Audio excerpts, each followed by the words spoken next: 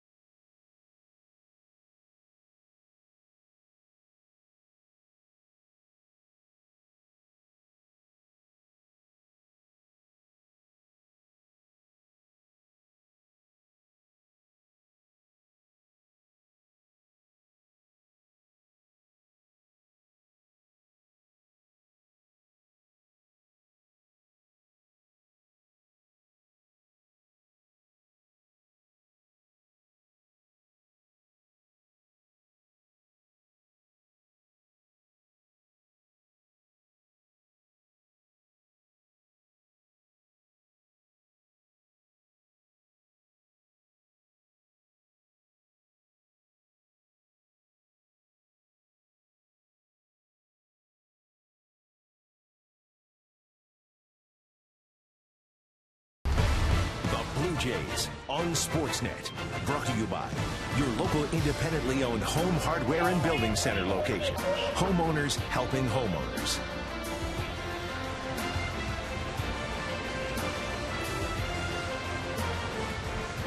Beautiful shot of the ballpark and the surroundings here at the Rogers Center. The Blue Jays open up this three-game set against the Philadelphia Phillies, who come in as one of the struggling clubs from the National League East, really the struggling club.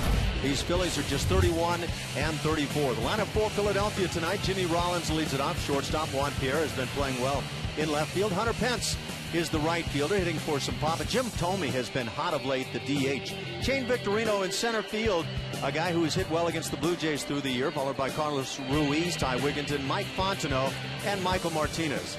As Drew Hutcherson gets ready to make his 11th start of the season, takes a 5-3, 466 earned run average into this game. He lost his last start. That was against the Atlanta Braves. He pitched into the 7th inning, but home runs were the problem. A 3-run home run by Dan Uggla in the 3rd, and then a solo home run by Andrelton Simmons really spelled the afternoon for Drew Hutcherson, but pitching much better of late.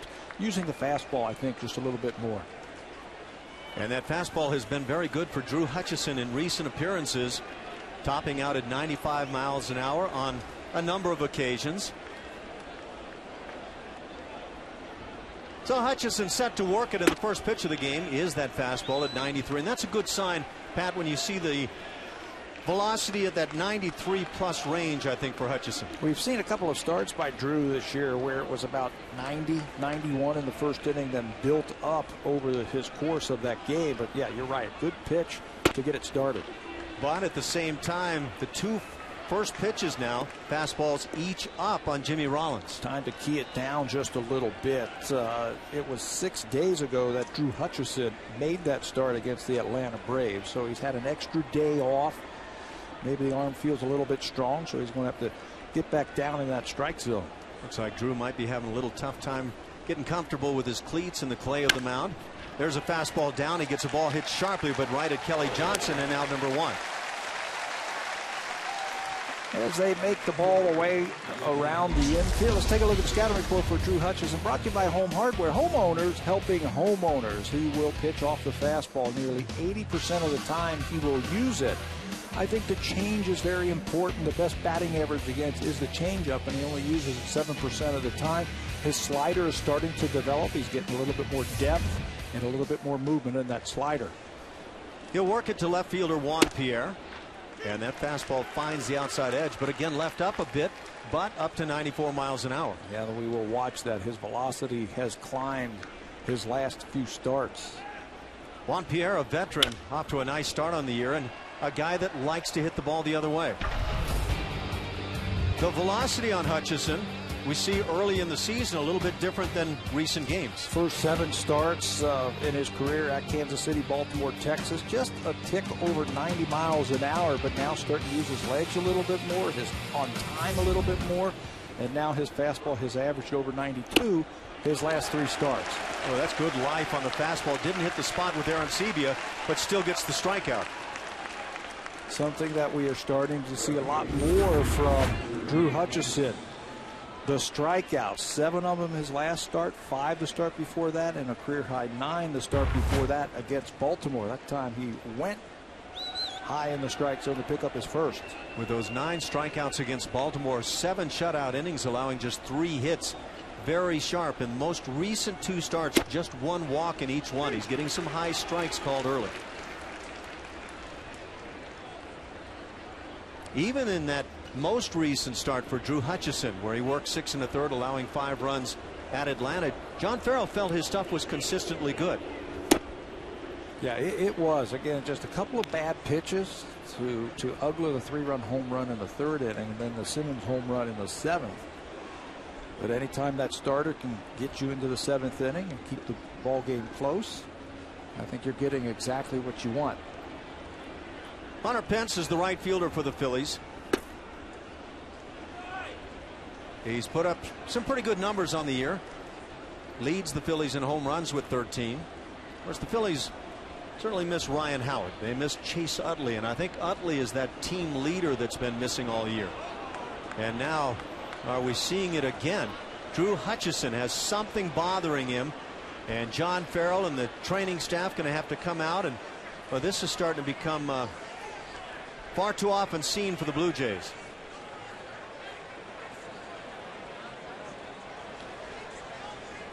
Wow, I have never seen this before, Alan. I don't know if you've ever seen this before, where the pitcher makes a couple of pitches and then he's complaining about some soreness, and it looks like Hap Hudson, the assistant trainer, is working on the right elbow of Drew Hutcherson, and this is now 3 out of 5 games. 3 out of 4, excuse me. Yeah, this last time through the rotation, the guy pitching like a Cy Young candidate, Brandon Morrow, has to go down, and then it's Kyle Drabek and now Drew Hutcherson, who has been pitching so promisingly for the ball club.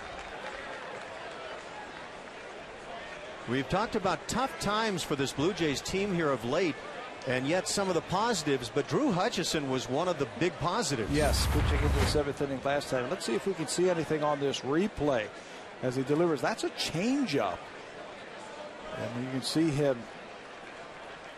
I would say elbow based on what I'm seeing there. Yeah, you can see he felt the elbow. He kind of moved it around a little bit. What do you do if you're the general manager? I mean, there's only so many pitchers that you have within your organization. You know, my comment to what you posed to me is, have I ever seen this sort of thing happen? One time through the rotation watching 3 pitchers go down, and I have not.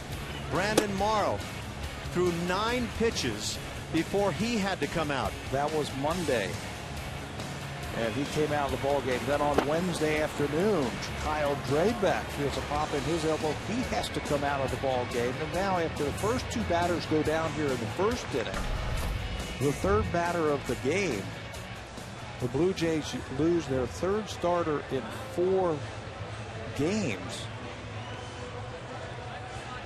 So as Aaron Laffey comes on to pitch for the Blue Jays, he'll get all the warm-up tosses he needs. We are just in the 1st inning and trying to figure out what's going on.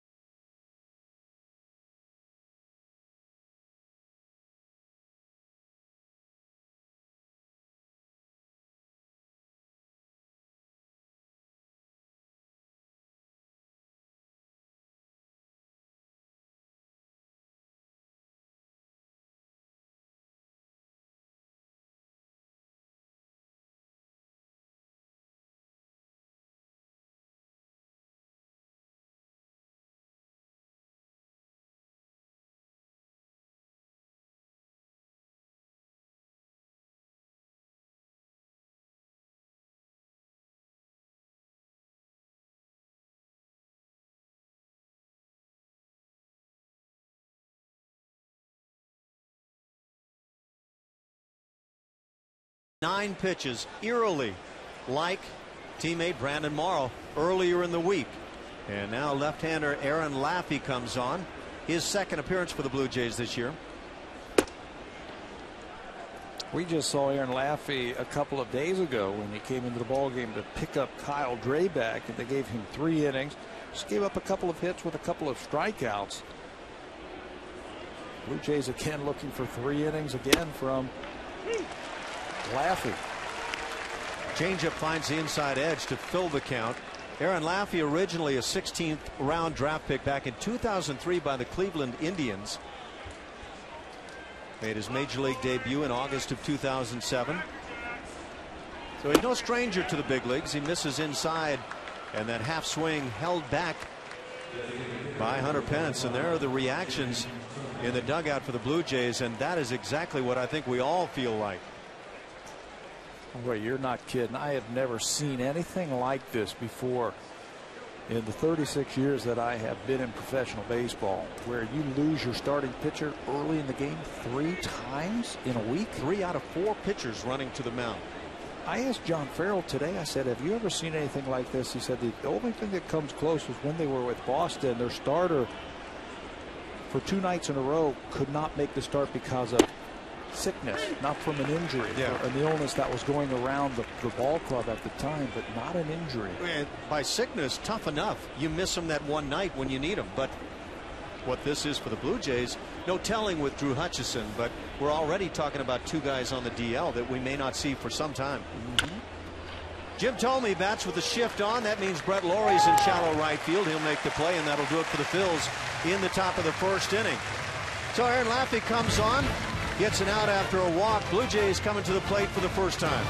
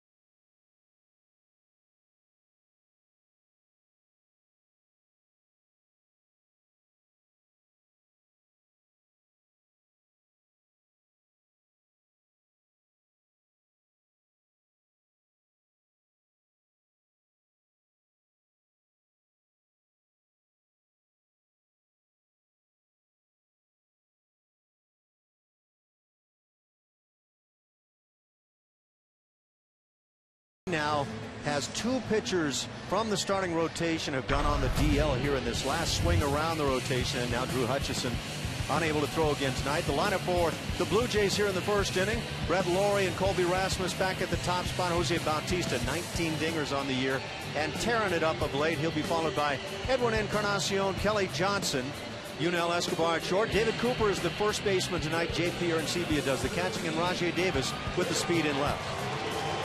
24-year-old Vance Worley will take the mound for his 10th start for the Phillies.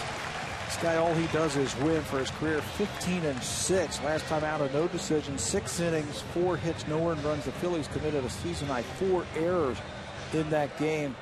So he picked up a no decision. He has never faced the Blue Jays before, but he throws a lot of strikes.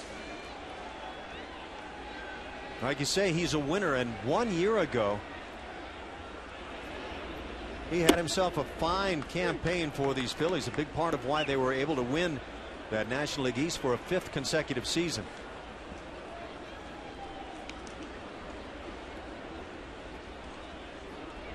Brett Lawrie stands in hitting .279, 5 dingers on the year.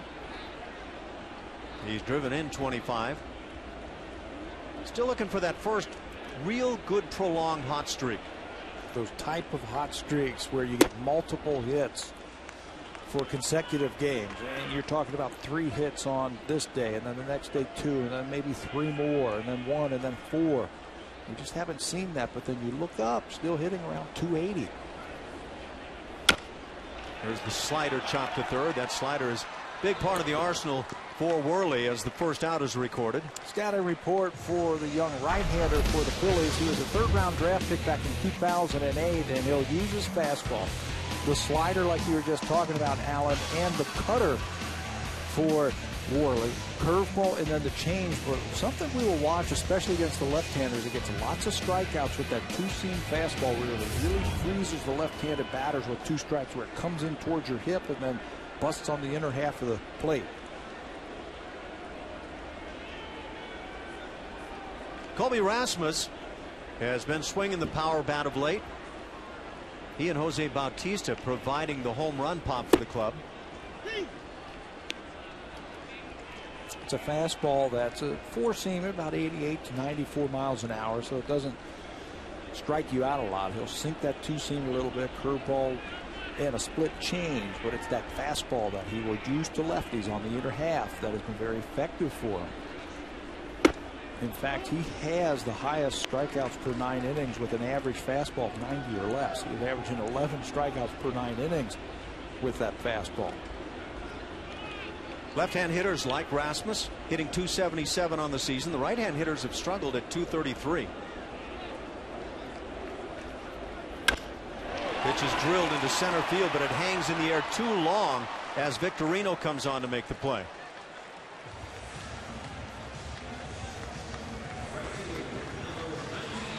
Jose Bautista has been a hot hitter, and then some, swinging that long ball bat.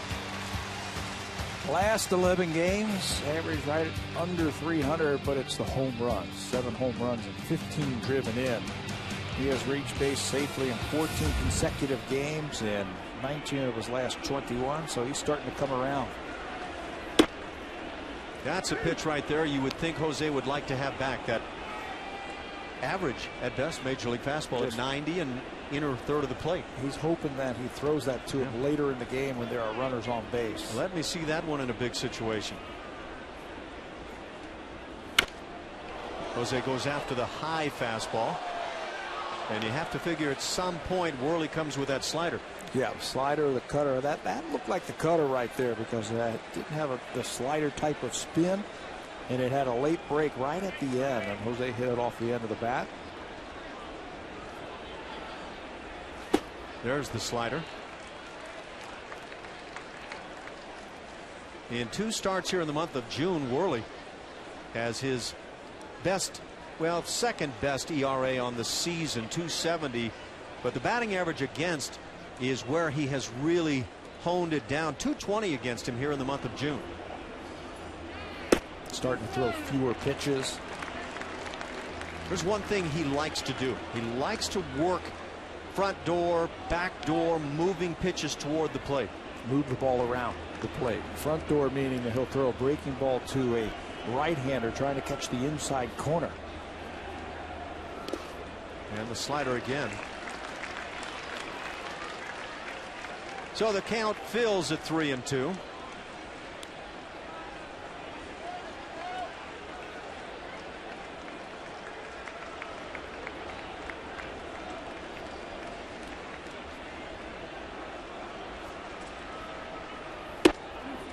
Close, but just inside. Bautista starting to pick up that eye now, as maybe he's steadying his own eyes.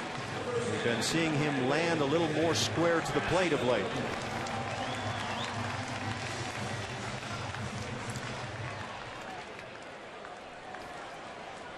So Bautista reaches with 2 down. It brings up the cleanup man, Edwin Encarnacion. When you talk about runs scored around the major leagues, the Blue Jays start the night tied for 5th with the White Sox, 300 runs scored as a team. The Phillies, and most people think of the Phillies as a big run producing team. They've done okay of late, but they're 11th overall, 283 runs scored. Yeah, missing some big backs. That's in Utley and Howard. Averaging just about 4 runs a game for Charlie Manuel's team.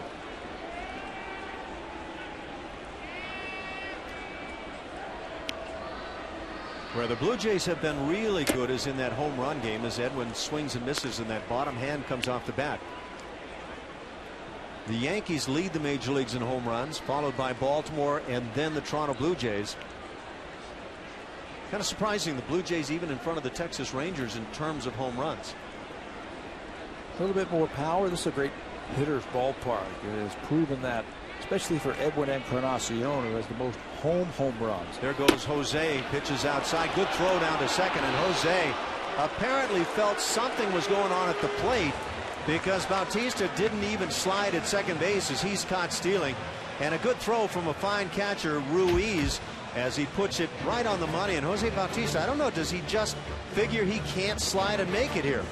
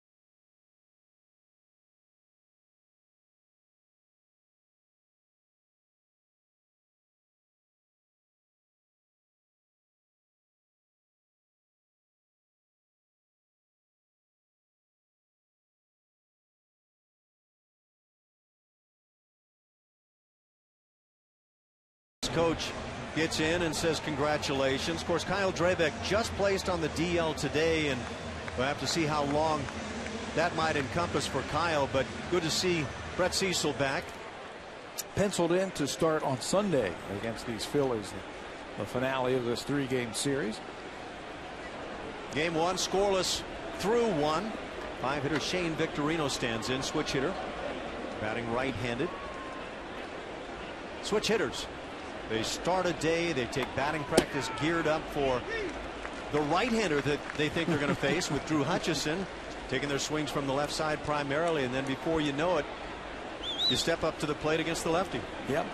And all that work that you did during batting practice this afternoon, you put it away. All that mental imaging and everything the players do. How about all the scouting that you did? Yeah. You might have been watching some film on Drew Hutcherson. Yeah. He had never faced the Phillies before, and they were probably watching some film from his last couple of starts. And then first inning, Aaron Laffey is facing him. You'll see a lot of off-speed pitches from Laffey. Doesn't throw overly hard. Guy that had a chance of breaking with the Blue Jays during spring training.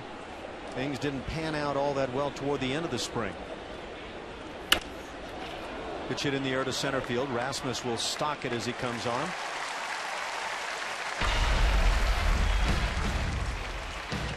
Let's take a look at what happened after the Juan Pierre strikeout. Watch him flex his arm just a little bit right there. The wrist bends back just a little bit. And this is the last pitch then that Drew Hutcherson throws. It looked like a changeup, and he calls to John Farrell to come out right away. That is Hap Hudson, the assistant trainer out there, and he's pointing to his elbow, pointing to that inside area.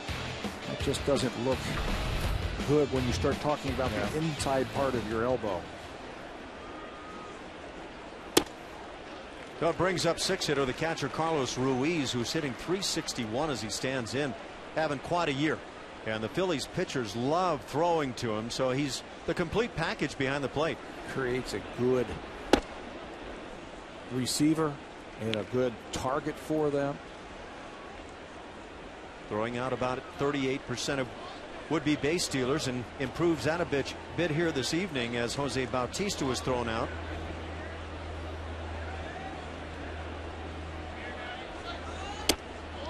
changeup from Laffey. Laffey at times in the spring looked very good. Had a couple of games where it looked like he might be the guy being that fifth starter. And then you mentioned it towards the end of spring training, suffered some problems and had some bad outings. Well, like we see right here with a line drive off the bat of Carlos Ruiz, a lot of balls were hit sharply with all the off-speed pitches and really no fastball to back it up. Yeah, hitters started getting their timing towards the end of spring training. He's got to be able to keep the ball down and really add and subtract with his pitches, going backwards and forwards. Change up, use the change up, take a little something off your breaking ball at time to try and get those hitters out in front and really mess with their timing. When you're one of those guys that doesn't have the great fastball, you have to be able to change speeds effectively. He does that. But you also have to be able to hit locations on the money. You have to go in and you have to go out. Have that ability to do that. Not many guys through the years have been what the players would refer to as a soft tosser and lived up in the strike zone. You got to be down around the knees most of the time. Occasionally you'll find that guy who succeeds that way. Tom Glavine could do it. Yeah. You know, he had that good changeup that really helped him to elevate his fastball. And the batters finally would say, hey, finally, here's a fastball. And they'd swing at it. About that letter high fastball. They'd foul it back or pop it up. I played against Sid Fernandez a lot. A guy who was about 86 to 88 most of the time with the fastball. But it was a power pitch. He'd throw it right over the bats of guys. You couldn't pick it up. He'd throw it at the top part of the strike zone a lot. The ball be right on top of you. Pitch for the New York Mets, and Doc Gooden was dealing with all the great stuff at that time. Scoreless here in the second inning. Number of changeups and just not quite finishing that pitch. He gets into his game tonight. Again, they're hoping for 3, maybe 4 innings. He just pitched 2 days ago. But he'll get that. He'll get that ball out in front there and start getting that good changeup.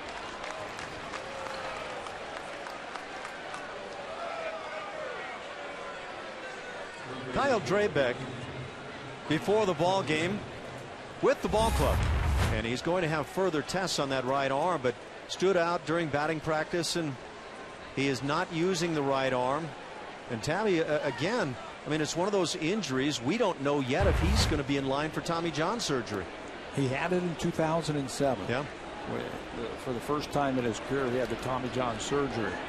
And he says it's a different type of feeling this time around. He actually came in here on the off day yesterday and tried to throw a little bit. Had some normal soreness in the front and the back of the elbow. But his father's coming to Canada, and the two of them are going to go down and see Dr. Andrews sometime this week. Probably when the Blue Jays finish up this homestand. And then try and get a second opinion, a little bit more definitive answer of what's going on in there. Yeah, here's the deal. Most athletes will find some tears in their muscles, and they're not all necessarily game changers. And that's the big question on Kyle Drabek right now. To what degree? Right. The problem is. Is it something that's impairing him that might require another Tommy John surgery? And of course, the Blue Jays hope that's not the case. Mike Fontenot at the plate. Laffey struggling, trying to get the ball down. But Kyle Drabek, a lot has to be going on in his mind right now. And we saw the reaction of Ricky Romero as Drew Hutcherson had to be taken out of the ball game. You got to wonder if you're a Blue Jay starter right about now, if you're just snake bit going out to the hill. Well, something's going on, and it's not good. And we certainly wish the best for the injured players now on the Blue Jays. And this is really going to test the organization's depth right here. Carlos Villanueva now up again. Again, Laffey, maybe they're thinking 2 innings. 2 innings from 4 people tonight to get them deep into the ball game. You certainly don't plan for this when the ball game starts. No, you can't. You wouldn't send the starter out there if you felt that was going to be the case. Pitch left up again is fouled left side. It stays at 2-2. So how does this leave you feeling? The official word on Drew Hutcherson, right elbow soreness. Hopefully it's just inflammation, and there's some inflammation in his elbow. I think it's too early to be a little bit more definitive. They need to go get an MRI, and they'll give us a little bit more details. But you could say that about everybody. Yeah, I was going to say, who hasn't had elbow soreness or shoulder soreness while playing this game at some point? But when it's a pitcher, another story. I just didn't like where he was pointing on his elbow. Right. The inside part of his elbow when he was talking to Hutcherson and John Farrell out on that mound. So we were hoping for the best. Runners at first and second, a 3-2 count. We'll see if the Phillies have them on the move. They do not run, and a pitch hit in the air in left field should be easy as Rajay backs under. That's out number 2 here in the second inning, and brings up the 9-hitter, second baseman Michael Martinez. So on a 3-2, Aaron Laffey able to get a big second out.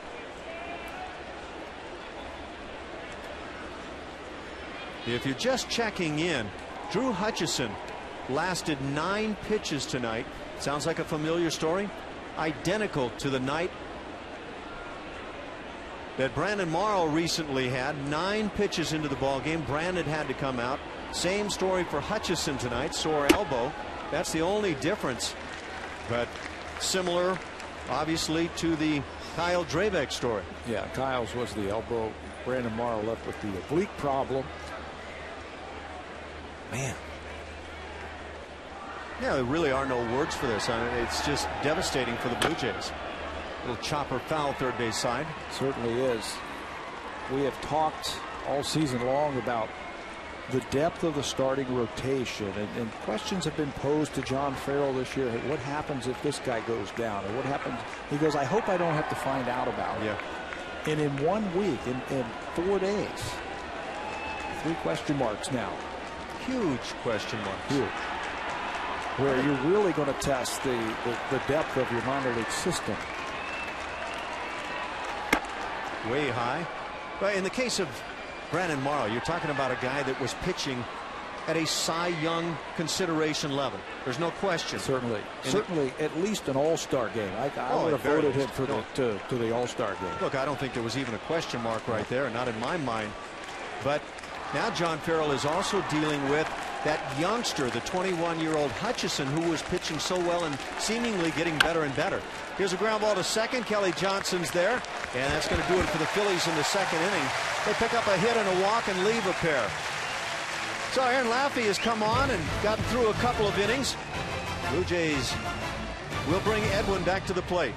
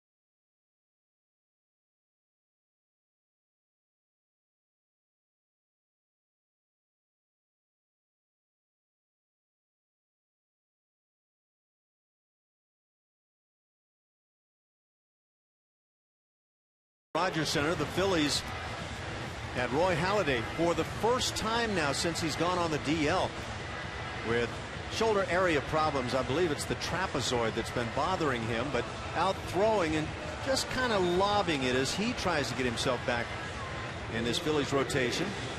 He was placed on a disabled list on May the 29th, retroactive to May the 28th with a right latissimus dorsi strain. So that's a big blow to the Phillies. And on top of Halladay, they're missing their big 3 and 4 hitters in the middle of that lineup.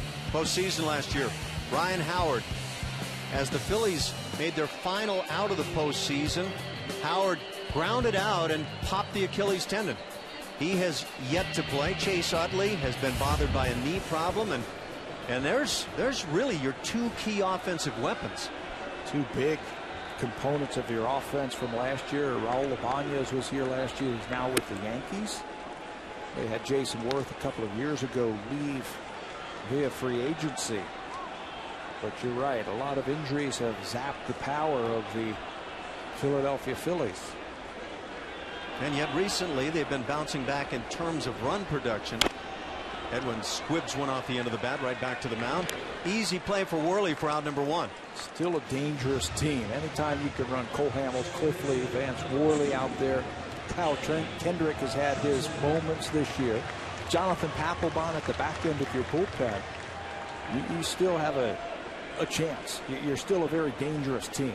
Would you please explain to me how Cliff Lee in 10 starts with an ERA of 3.18 can possibly be without a win? And that's what the story is. Chase Utley, Ryan Howard. There you go. Where Ricky Romero has gotten tons of runs, Cliff Lee is over there in that Phillies dugout trying to figure out, when am I going to get some? So when you're minus Roy Halladay, you hope that you're able to get your other ace, and that's really who Cliff Lee has been, that other ace. Of course, they a year ago had 4 guys that could qualify as aces. Cole Hamels has been very good this year, 9 and 3, but just not able to get it done for Charlie Manuel. Yeah, the starting staff with the injuries and the departures just not as deep as they were last year when they were in the playoffs once again. Kelly Jansen hitting .250 with his 9 home runs. Keller is out here early this afternoon taking some batting practice, trying to work out some of the kinks in that stance, trying to go the other way. He had a lot of balls going the other way where he stayed on it just a little bit longer. Hits one sharply back up the middle for the Blue Jays' first hit.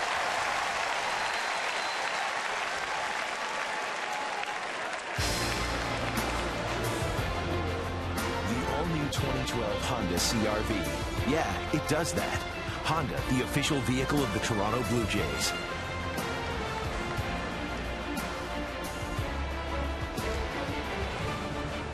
Vance Worley just left one up for Kelly Jansen to stroke it into center field. Yunel Escobar batting 6th for the Blue Jays will stand in, and Yunel hitting .246. Blue Jays had a few players out here taking some early batting practice after the off day yesterday. Yunel Escobar, another one of those, trying to stand upright just a little bit more. When he starts bending over too much, he just doesn't have that ability to drive the ball to the outfield. They were trying to get him to stand up a little bit taller in his stance and think about hitting left center and right center field. John Farrell was asked before the ballgame today about Yunel Escobar's problems, and he said too many ground balls. Runner goes as the pitch is fouled at the plate. John Farrell has a ball club that's been sporadic scoring runs of late, and maybe just trying to get something going. He said he's going to try and be, when the situation calls for it, to be aggressive as much as possible. Start the runner in front of Yunel Escobar if you have to. But the one thing that they really need a lot of, you can hit and run as much as you want and try and get a good on-base percentage. You need that hitting with runners in scoring position, which the Blue Jays did so effectively early in the season. And you figure that for 162 games, you can't maintain that all the way through. But they have certainly cooled that off. Clutch hitting will cover up a lot of deficiencies. John Farrell, Brian Butterfield, guys with the signs. Kelly Jansen receiving those signs, as well as Yunel Escobar. 2 balls and a strike on Yunel. I think the one thing, and I would imagine the standing up at the plate has a lot to do with trying to get Yunel not only to raise the batting average a bit, but more so on that power side. He's a big, strong guy. Yeah, you would think that you would see more home runs from Escobar because he's got a powerful swing and he can knock the ball out of the ballpark. He had 14 home runs one year when he was with the Atlanta Braves. And I think you will see a guy hit more home runs when he is standing up like he is. To me, it looks like he's a lot higher in his stance. A little tentative swing on a breaking ball off the outside edge. You know, when you're down and you're really bent at the waist, the first thing you do is what? You lift up. You lift. Which means eyes come up as well. Yep, and you hit the what part of the ball? The top part of the ball. And that's where you get a lot of ground ball outs. Yunel hit 11 home runs last year with the Blue Jays. Here's a ground ball hit to short. They'll get one at second, and they'll get that double play. So Escobar grounds into the inning-ending double play as the Blue Jays send just 3 to the plate in the second inning. So Vance Worley off to a nice start as we're scoreless through a pair of innings here at the Rogers Center. First of 3.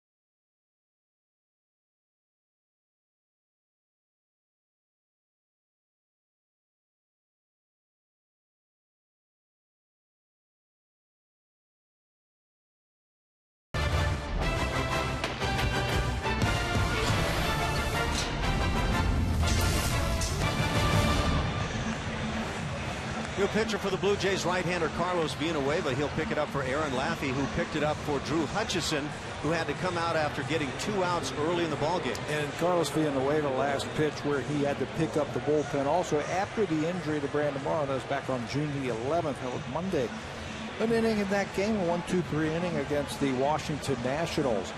So Villanueva will now work in his 21st game of the season. He has worked 2 or more innings 5 times already this year. Aaron Laffey works an inning and a third. Mentioned Hutcherson got a couple of outs, walked a man and struck out a man. Just 9 pitches before feeling pain in that right elbow.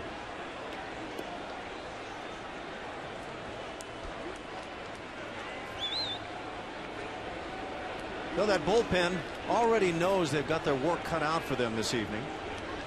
The Blue Jays trying to get things turned around. They've come in losing 3 straight, 6 of 7. Dropping under 500, and again we've mentioned it, but for just the first time on the course of this season at game 63. It's a very resilient ball club. They'll go on streaks of 3-4 game winning streaks. Ground ball, glove from the diving play by David Cooper as he feeds Villanueva, and out number 1. Nice play by Cooper. Tom Farrell has been using David Cooper at first base along with Edwin Encarnacion. Tonight it's Cooper, and the ball's hit to his glove side. He smothers it and knows he's got some time with Rollins running. Catches that one and makes a good toss get that ball to the pitcher before it gets to the bag so he could catch it and then find the bag to record the out. Nice play. There are moments where it looks like with David Cooper and not a lot of experience on this carpet that maybe he's having a tough time reading some of these balls on the carpet. Yeah, this is the toughest playing surface, I think, in the American League. Yeah. A lot of seams. The ball, or excuse me, the surface is really matted down, so you won't get the true hop. It's the same surface they have in St. Pete, but it is in a very different condition. St. Pete, the type of surface they have, like you said, is the same, but it stays there. It never comes up. They never roll it up. Here they roll it up, and I think that really pounds down that surface, and it really mats it down. So when a baseball is bouncing on it, you don't get the true hops.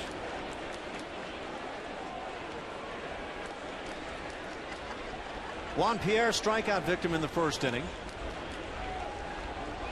Add in a couple of seams for the football team, and then those seams around the bases where it can get very tricky. Pierre gets jammed as he grounds it foul. Blue Jays lost a player last year at the end of the season when Brett Lawrie was taking ground balls and ball hit the seam and ricocheted, broke his finger. Remember that last year? Yes. In September.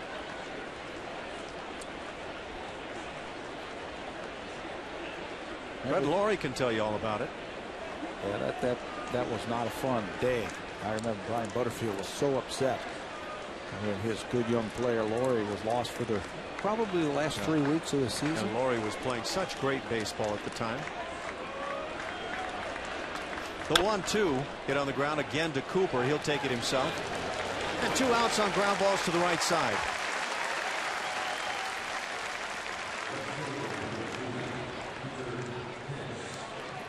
Brings up Hunter Pence, the right fielder. Drew a walk in the first inning, and that walk at the hands of Aaron Laffey, as Hutcherson had just come out of the ball game after facing Juan Pierre and delivering a couple of pitches to Pence.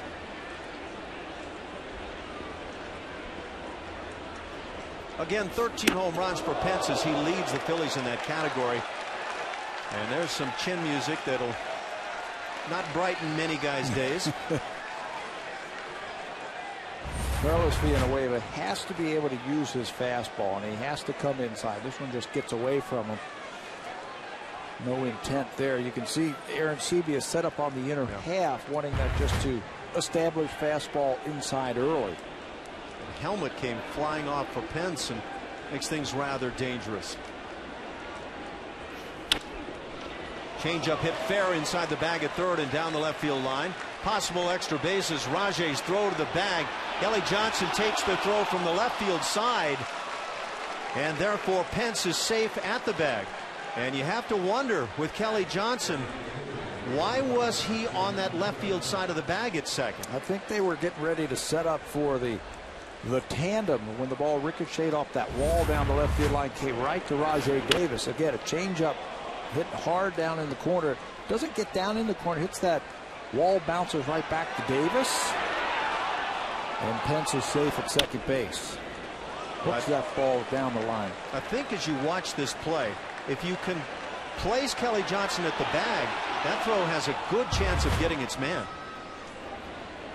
But a 2-out double brings up the cleanup man, Jim Thome, who has been red hot.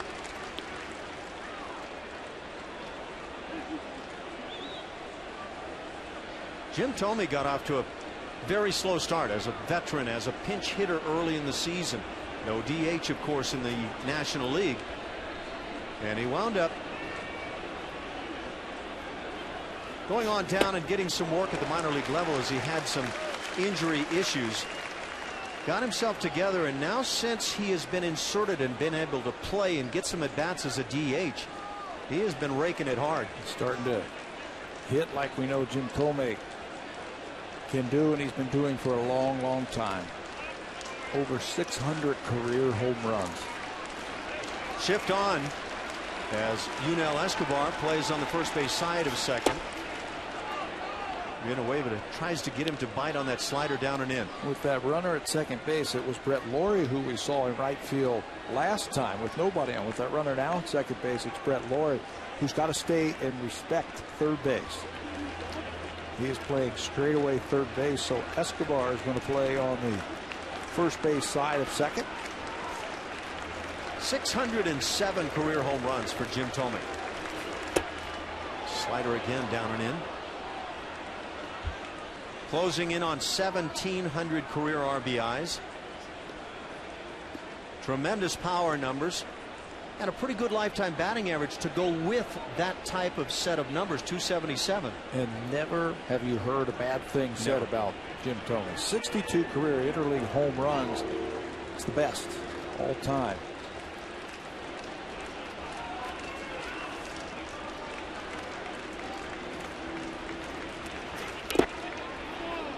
Checking his swing and fouling it back. Yeah, that's the thing. You've never heard anybody say anything negative, bad about Jim Thome. With all the talk that's gone on with the steroid era, Jim Thome's name has never been discussed. Nope. He or Ken Griffey Jr. Yep.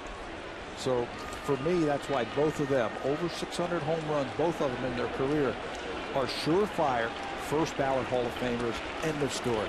At 11 consecutive years with double-digit home runs. And none of those years less than 20.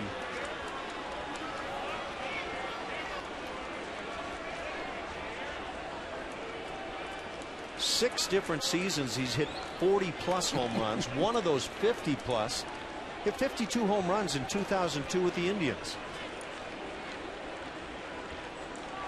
And who was his hitting coach at the time? Charlie Manuel. You got it. He was also the manager back then. The 3-2 pitch. Breaking ball fouled back. Yeah, that has to be a real nice relationship for Jim Thome to come back, likely finish out his career working for the Phillies under Charlie Manuel. He'll be able to do anything he wants in this game once he retires as a player. He is so well respected in this game. He has made a lot of friends in this game. He'd be a great hitting coach, manager, whatever he wants to do in this game. He'll be able to do it, I think. And about as friendly a guy as you'll run into. Changeup misses away. So the bases have runners at first and second.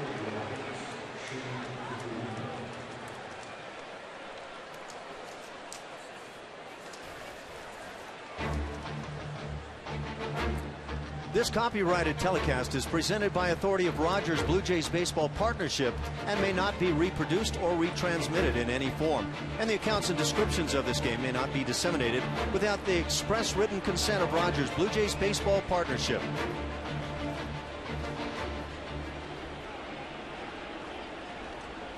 Runners at first and second with two down for center fielder Shane Victorino.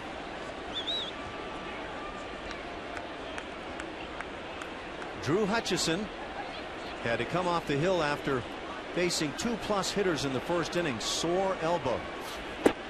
There's a changeup that floats through.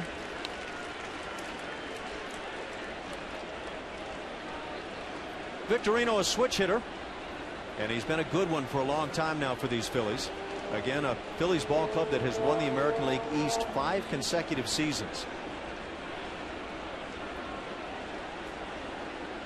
But it would appear to be a run that could be in jeopardy this season. It's a team that reloads every year to try and take it to the next step. They went out and signed Jonathan Papelbon this year in the offseason. Phillies with 17 saves. Yep, outstanding. They lost Raul Ibanez, signed Juan Pierre.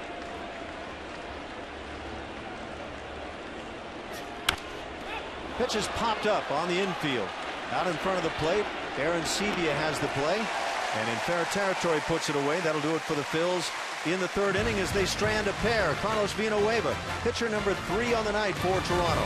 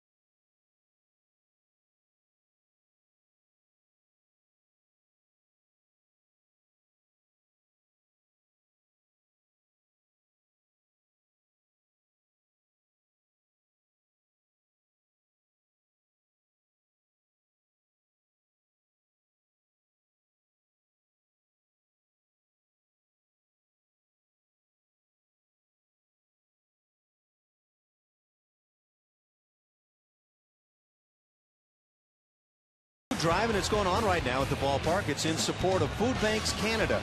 This weekend, both Saturday and Sunday, to go along with tonight. Bring your non-perishable food items and cash donations to gates 3, 5, 10, and 13 here at the Rogers Center. Mystery bags will be available for a donation of $25 or more. For tickets, call 416-341-1234 or go to BlueJays.com. You can also check out most Rogers Plus locations. It is a great thing that the Lady Jays do, and they've always had big amounts of donations from the fans. So thank you, fans, when you come down this weekend. Blue Jays have the bottom three in the order. David Cooper leads it off here in the third inning, a scoreless game. Coop will be followed by J.P. Arancibia and Rajai Davis. Right-hander Vance Worley with his first pitch. That little cutter that he tries to bite the outside edge with. Yeah, he'll move that around inside and outside. He works both sides of the plate very effectively with good movement. More of a pitch to contact type of pitcher. There's that little cutter again, and maybe an inch closer to the plate. He gets the call. You won't get a lot of strikeouts from Vance Worley, but you'll get a lot of quick innings. The deeper he goes, the more likely batters have of getting a hit. So he wants to get in and out very quickly against each batter.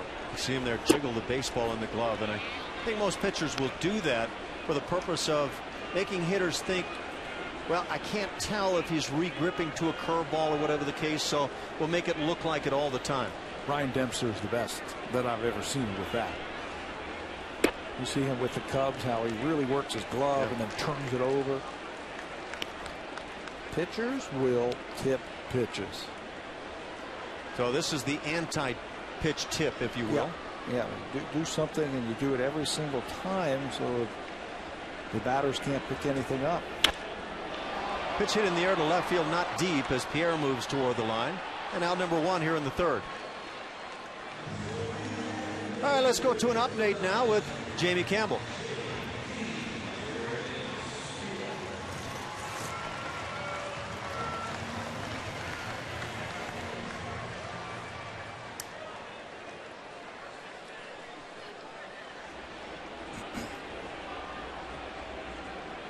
It's injury bug night around the major leagues, apparently. J.P. Arancibia stands in. Arancibia has seen that batting average slide of late, hitting .222. Just one hit for the Blue Jays, 2 for the Phillies. 9 big home runs for Arancibia, and he's driven in 31. That's a key category when you're talking about a catcher and how much he impacts the offense. Arancibia pops one up shallow into right field. It's the second baseman Martinez calling. He'll make the catch and 2 outs. JP was another one of those players who was out here earlier today, this afternoon. He was working with Dwayne Murphy. Dwayne Murphy doing all the talking about getting the head of the bat through the baseball. At times you come underneath the ball, like right there, where that lead elbow leads and it goes high, dropping the barrel of the bat down underneath the baseball, and that's when you get a lot of pop-ups. He was talking to JP about using that barrel and going through the ball like that, and that's where you'll create backspin and you get more extra base hits. Hitting coaches and hitters will talk about that. That lead elbow is the chicken wing. Here's a drive hit deep to left center field by Rajai Davis at the wall. It's off the top of the wall. Rajai with that speed into second. He'll bluff to third, but the Phillies handle it fine. A 2-out double for Rajai Davis as the Blue Jays match the Phils and hits at 2. First extra base hit of the night by the Blue Jays. It's the 5th double of the season by Rajai Davis, and he just misses hitting a home run right off the top of the wall. If he could have pulled that ball a little bit more, he would have got it. It's a hanging curveball, and Davis jumps all over it. He's thinking 2, and right here he bluffs for 3. And then puts on the brakes. That's a good idea, though. If you can get one of those relay men to start to hurley and drop the baseball, Rajai will pick it. For Davis's 5th 2-bagger on the season to go with 4 home runs and a pair of triples. Every once in a while, Rajai Davis will surprise you with rather prodigious pop at times. Well, you better not just throw a get me over breaking ball up there at the first pitch because he's going to turn on it. That's exactly what he did right there against Worley. Get me over breaking ball, and he jumped on it. Blue Jays trying to get on the board first here this evening. We'll see how close this comes for Rajai. One of the deepest parts of this ballpark. And that was maybe a foot right off the top of that scoreboard in deep left center field.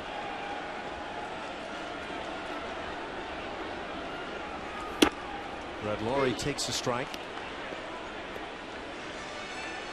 For Lawrie, I think one of the surprises, Pat, to this point, and he's played fine, would be that the power numbers haven't been there, and therefore the RBIs at 25 a little bit short of what you might anticipate. He is now a leadoff man as he takes one on the outside edge.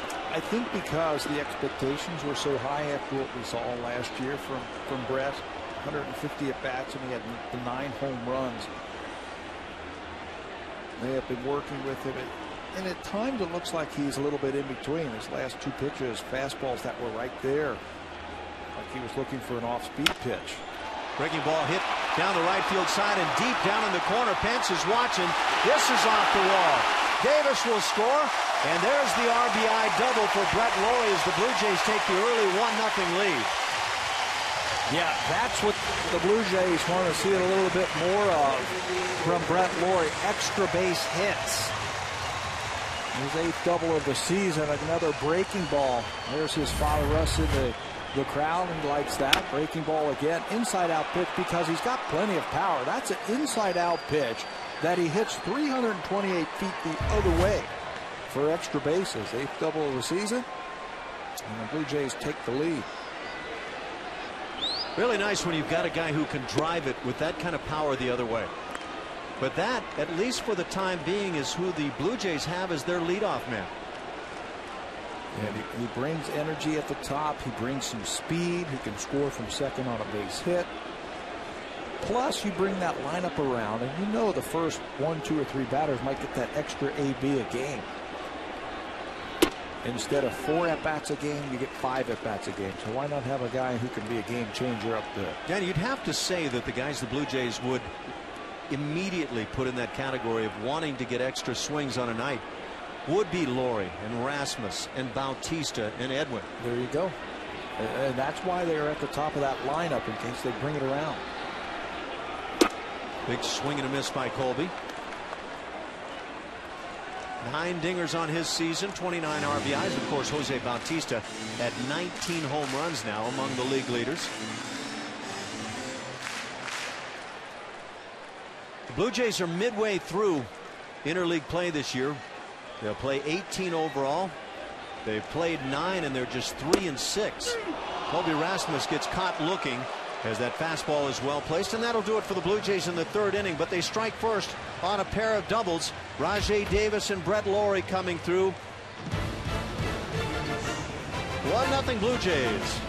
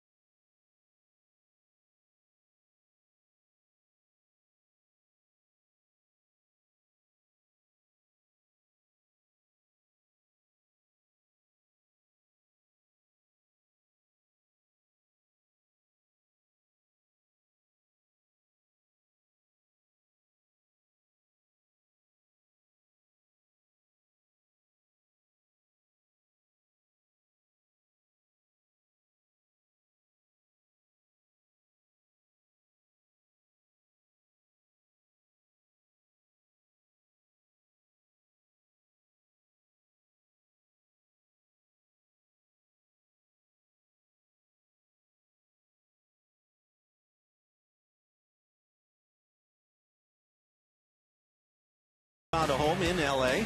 Read about the trials of the Kings and the 15 other teams as they pursue the dream of holding the Stanley Cup on newsstands right now.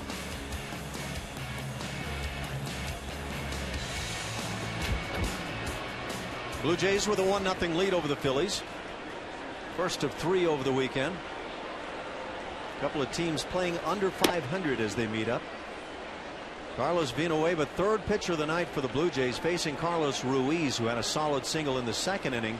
That against left-hander Aaron Laffey, who picked it up in the first inning for Drew Hutcherson, who comes up with a sore elbow. And we've been talking about the story, but this bullpen now with Villanueva on the hill is certainly being taxed at the moment, as the Blue Jays starting staff has just come apart here this time around the rotation. 4 2/3 innings they got from the bullpen in their last game. Before that, Alvarez gave him 7, and so it was just 2 innings in the game before that, and then all 9 in the Brandon Morrow start against the Nationals.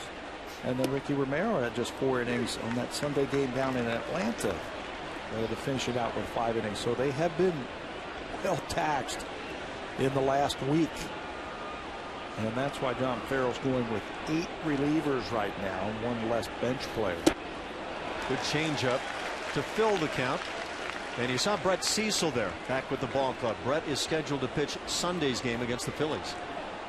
Wanting to get an extra left-handed starter against the Phillies. The numbers play out that the Phillies hit better against right-handed starters, so they wanted to put the lefty in there behind Romero. That slider's down and away. Ruiz reaches for the second time tonight.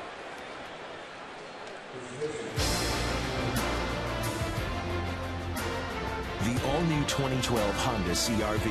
Yeah, it does that. Honda, the official vehicle of the Toronto Blue Jays.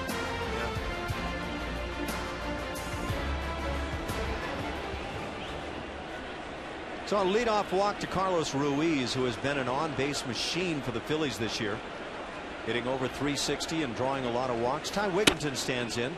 Takes a bit of a hanging breaking ball for a called strike.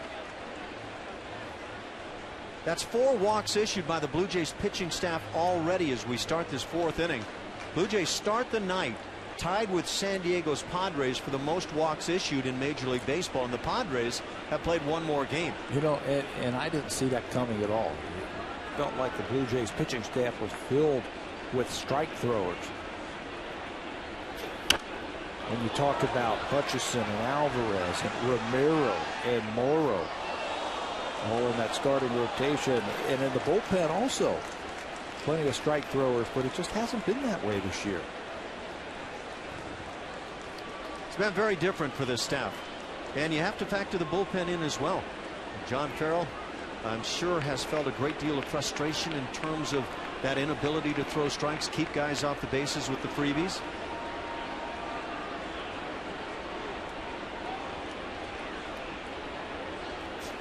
You know, it's been negated somewhat, the walks, by the double plays. They have turned 70 double plays this season. So that has helped to have a lot of ground ball pitchers on your staff. When you do walk guys, you can get that ball on the ground and get a 2-for-1 double play. Half swing. He went through. Home plate umpire takes it himself. That's Mike Everett, the crew chief. And out number 1 as Wigginton goes down. Just the second strikeout tonight by Blue Jay pitching. It's curveball. A late breaker from Villanueva, and Wigginton just cannot hold up.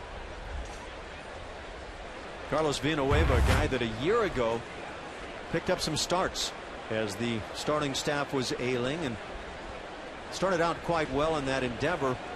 As he got a little deeper into innings pitched, started to struggle a bit. But a guy who can work it as a starter or out of the bullpen. Mike Fontenot stands in, and the first pitch is a strike.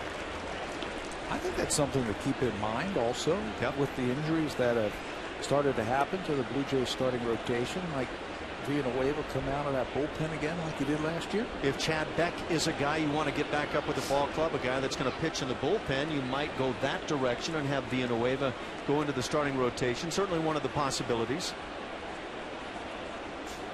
Well, the Blue Jays are not tipping their hand on what the plan is. Who's going to make the start after Brett Cecil? That is Monday. It's what they tell us is who's ever pitching well that day in the minor leagues. Bring up the hot hands, and there's a couple of options for him.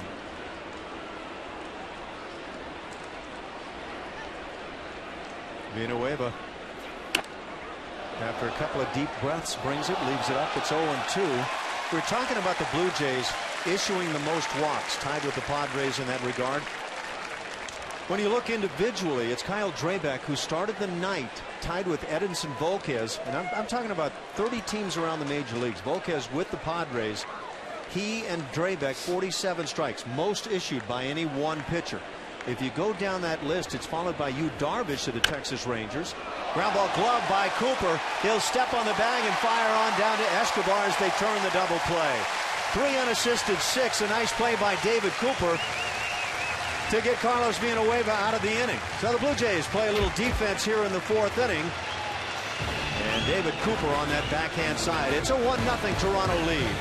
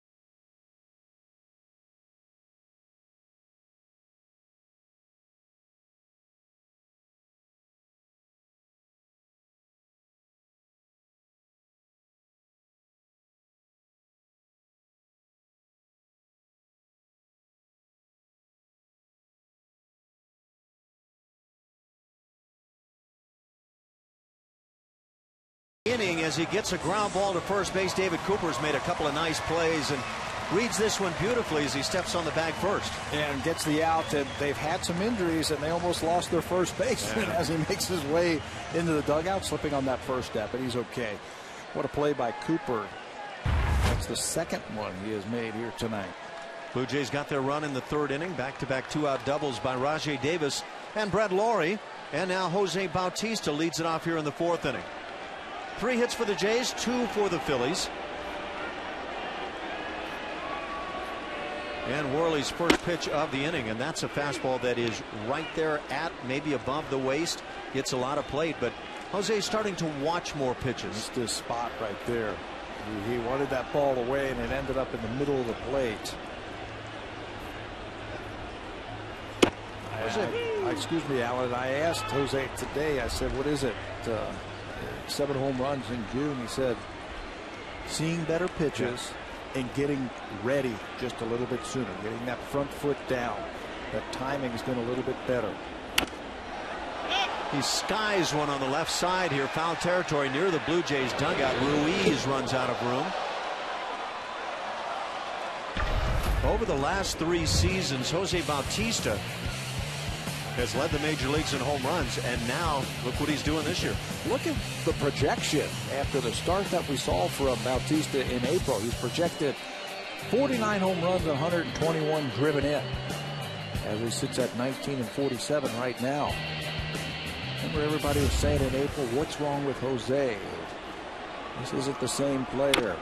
All of that. Well, he's back. Well, I'll tell you what I see in watching Jose is that he's now starting to land with that front side not wide open. He's not facing the pitcher he's squared up to the plate and given himself a chance to see pitches. And I think that's what he's talking about, timing. Lines one into right field. Solid base hit on a tough slider away. That's the guy that we watched, especially the first half of last year, just tear it up. Hit over 330, 31 home runs leading into the All-Star break. He was as good as, maybe better than anybody in all of this game. Can't pick up anything from that. As he shakes the ball in the glove with the breaking ball down and away. But you're right, starting to hit the ball with authority every time up. And again, that front side landing where he gives himself a chance on the pitch away. Edwin takes one inside.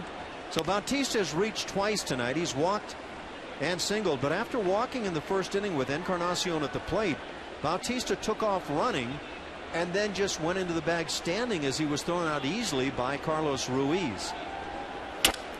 Edwin gets jammed, breaks his bat, hits it to third, and the throw goes into right field. Bautista may have a chance to score here as this ball is down the line. He'll score easily. All the way into third base is Edwin Encarnacion as the Blue Jays lead it 2-0 on a terrible throw from the third baseman Fontenot. Mike Fontenot making just his third start at third base for the Phillies. Injuries have hurt them also. And Fontenot's throw, this is a team that's made 39 errors. They came in 5th in the National League in fielding percentage, and he just throws it all the way down to the right field corner. That's going to allow Bautista to come all the way around from first base. As Fontenot's 4th error of the season will give the Blue Jays a golden opportunity to score a couple of runs. Bautista scores, Encarnacion to third. So 2-0 Blue Jays, still nobody out. And as Pat says, a golden opportunity to put another run on the board with Kelly Jansen at the plate. That's a fielder's choice, enabling Edwin Encarnacion to reach. And then the E5 has Bautista not only safe at second, but all the way to home as he scores that second run. And this is what plagued the Phillies last time Van Sworley was on the mound. 4 errors. A season high 4 errors in the game. They lost 6-4. He pitched 6 innings and gave up no earned runs. Changeup left up, and still Kelly Jansen out in front. Saw Kelly Jansen hit one up the middle for a base hit in the second inning. Talking about him coming out for some early hitting today. And Pat mentioned that he was hitting a lot of balls the other way, staying on the pitch. Staying on it just a little bit longer. Kelly backs away, but Worley finds the inside edge and gets a big first out. That's that pitch we were talking about in the first inning where he gets a lot of those called strikes. 55% of his strikeouts are called strikes. He starts it right at that hip of that left-handed batter. He tries to give ground, and it just comes right back over the inside part of the plate for a big strikeout. So 1 out. And it's potentially costly when you don't put the ball in play and give yourself a chance to get that run from third base. And now Escobar would love to find a way to get it done. At short and second, the Phillies are playing back. They'll give up a run on ground balls hit in that direction back up the middle. At first and third, they're drawn in. That's where you want to concentrate right now. At worst, a ground ball to the second baseman will get you an RBI. And talk about that in batting practice, because it's a part of what major league teams do. There's steps of things you do. One of the steps is you're told runner on third, less than 2 outs, and the infield's playing back. Drive them in, or infield back. You're thinking about keeping the ball in the middle of the diamond and on the ground. Yunel takes one close but down and in. 2-0. You'll go through the whole steps that you were talking about. You'll do a hit and run, and then you'll have a guy at second base and you try and get him over, and then what you were saying, infield in or infield back, you're looking for a fly ball or a ground ball. Situational hitting. Inside corner pick, 2-1 the count.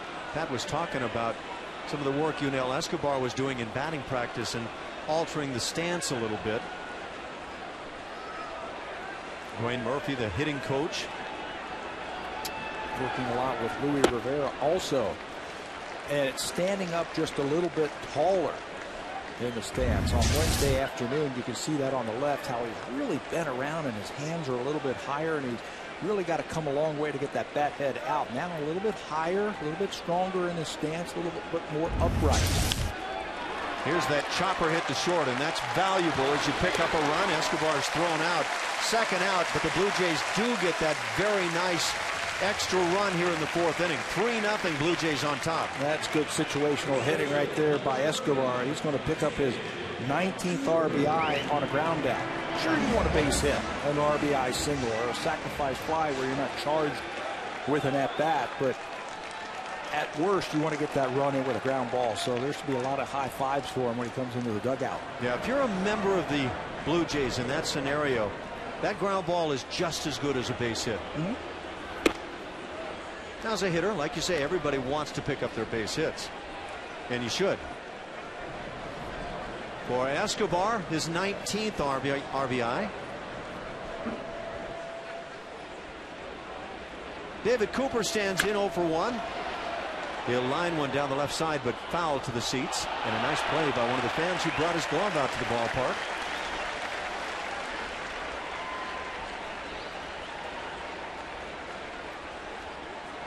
Three runs on 4 hits for the Blue Jays. No runs, 2 hits, and 1 very costly error for the Phillies.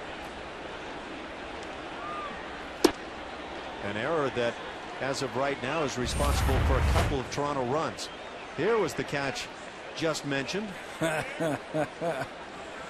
Very nice. Get yourself in shape and bring your glove.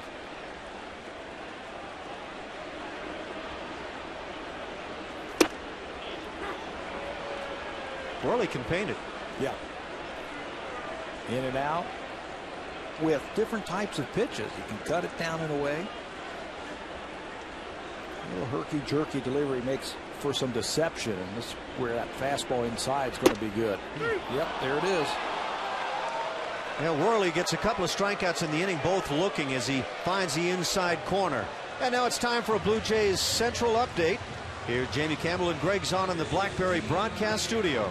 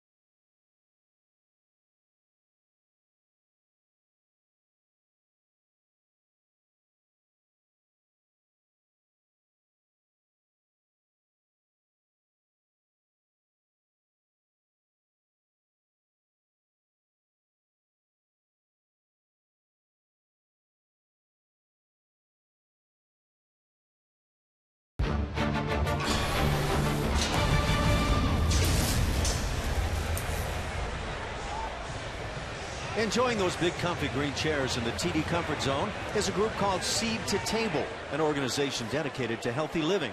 The TD Comfort Zone, courtesy of TD. And they're having a good time. Blue Jays are as well as they lead it 3-0 despite the injury to Drew Hutcherson in the first inning. Well, the Phillies here in the 5th inning. 9-hitter, second baseman Michael Martinez leads it off. Carlos Villanueva is still on, brings the change to start it.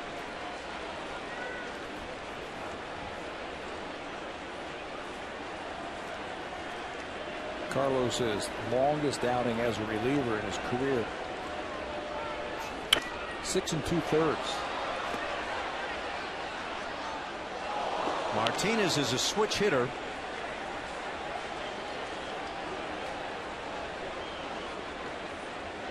You wonder how long Villanueva might be slated to work tonight if he continues to pitch effectively.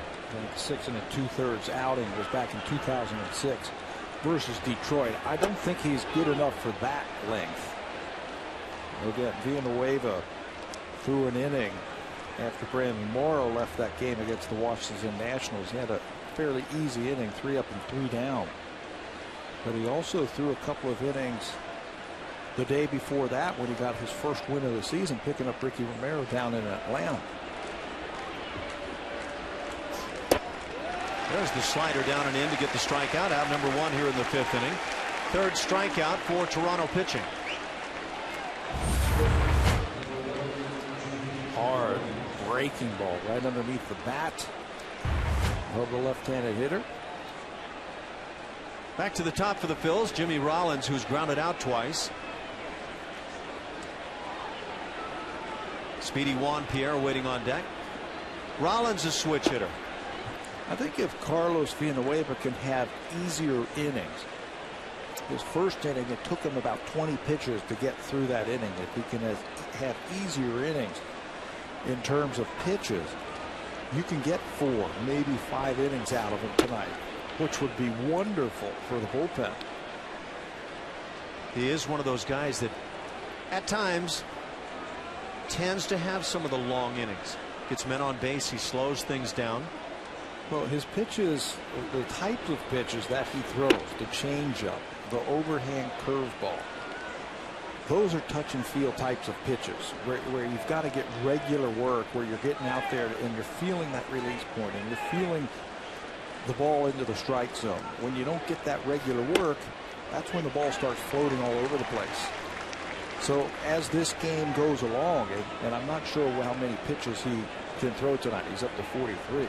As this game goes along, I would assume that he would get a little bit stronger, starting to find that good changeup and breaking ball. With the touch, yeah. Pitches popped up down the left field side. Long run. Escobar and Laurie, and it lands fair. And it'll be a 2-bagger. So just a pop fly single that lands just inside the line down that left field side. Jimmy Rollins is 1 for 3. One of those plays where you sprint as hard as you can, shortstop, left fielder, and third baseman, and still nobody can quite get there. Can't throw it out there any better than Jimmy Rollins did right there, right down the left field line. And you're talking about a lot of speed now. There's Rajay Davis in left field, Brett Laurie at third base, and Escobar the shortstop, and somehow Rollins was able to find some pasture out in left field for extra bases. 13th double for Jimmy Rollins. And talking about speed, he of course has great speed at second base. Pitch is hit foul by Juan Pierre. He's 0 for 2 on the night with a strikeout. And Pierre hitting .323. It was John Mayberry Jr. that figured to get the lion's share of playing time in left field, but just has not gotten off to a good start this year with the bat. And right now with the right-hander who started the game through Hutcherson, Pierre's the one who gets the call. John Mayberry Jr. can also play first base, and I think he's a better first baseman than he is an outfielder. We will see him tomorrow and on Sunday with a couple of lefties scheduled for the Blue Jays.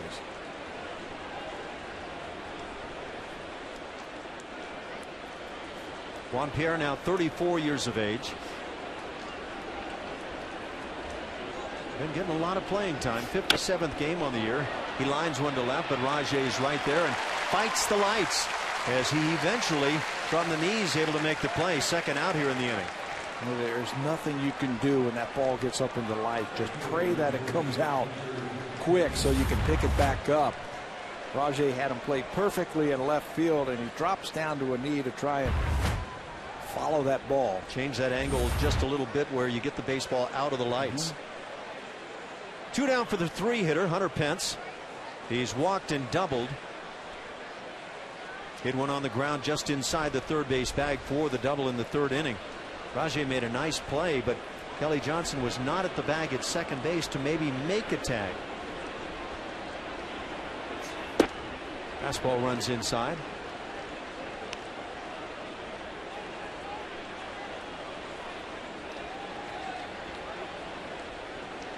As Jimmy Rollins, that runner at second base, ages. He's 33 now. Still runs very well at 11 stolen bases. Caught just once this year. But you would figure now with 2 outs not likely to run. You're in scoring position already for your number 3 hitter. I mean, he's hitting there for a reason, to drive in runs.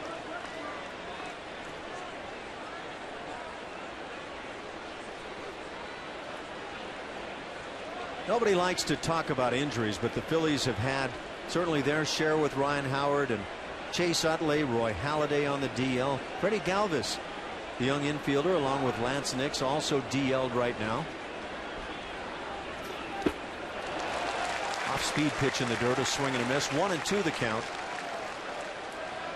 You can get Hunter Pence to fish at times when he is sitting on certain pitches, and you cross him up and throw something different. You can get him to fish for some balls. He is their best RBI man on the season with 38 RBIs. A lot of Phillies scratching their heads, trying to figure out what do they need to do to become that ball club that they've been accustomed to being over the last number of years. Get healthy. That would certainly help them in the right direction. Pitch up and hit high in the air toward right field. Bautista's there calling off Rasmus. He'll make the play. And Villanueva gets through the 5th inning for the Phillies. They pick up just the double and leave a man. We played 4.5. Blue Jays lead it.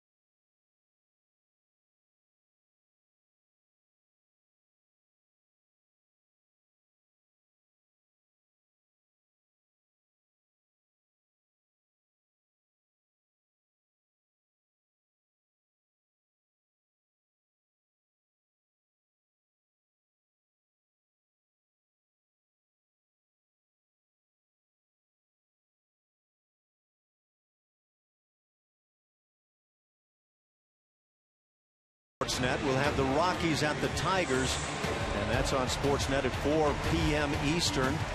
And that's followed later in the evening by the Red Sox at the Cubs. That's on East and Ontario. And then the Marlins are in St. Pete with Tampa Bay on West and Pacific.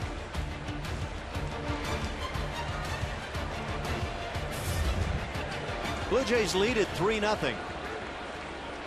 J.P. Arancibia, Rajay Davis, and Brent Laurie here for the Jays in the 5th inning as the first pitch is popped up back at the plate. It'll find the seats.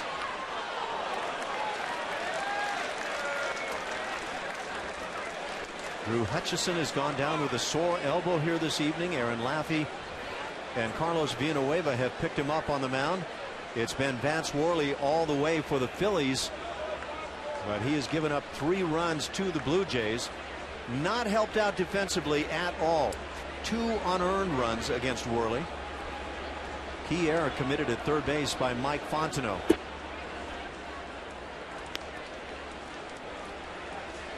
Fontenot taking a ground ball that likely gets one anyway at second base but the throw was very poor into right field. In fact, down the line, enabling Bautista to score all the way from first base. JP hammers one, but hooks it foul. If you're just joining us, and we mentioned Drew Hutcherson going down in the first inning, this is the way it went.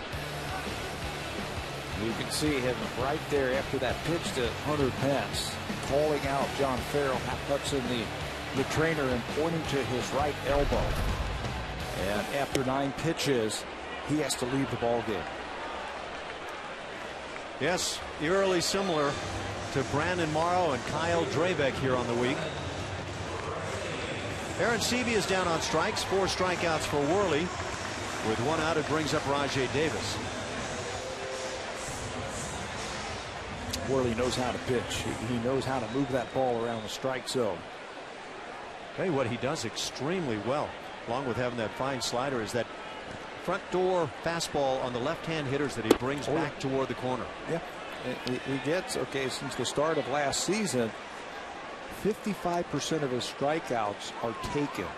Yep. And a lot of them, just like that two-seam fastball that freezes batters. He's also got a 2-to-1 ground ball to fly ball ratio, so he keeps the ball on the ground, keeps it in the ballpark, and throws lots of strikes. And that's why his record is what it is. Striking out a man an inning on this season, and 3 of the strikeouts today, in fact all 4 are caught looking.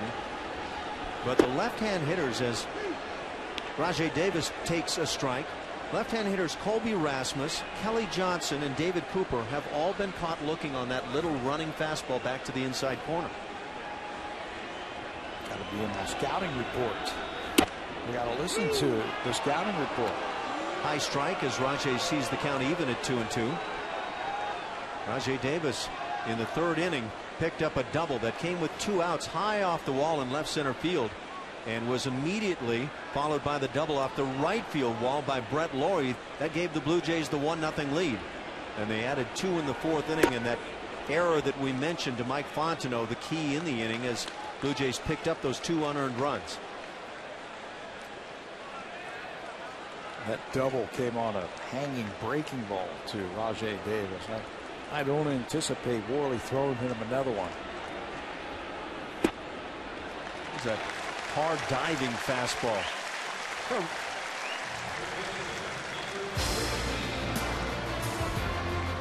The all-new 2012 Honda CR-V. Yeah, it does that. Honda, the official vehicle of the Toronto Blue Jays.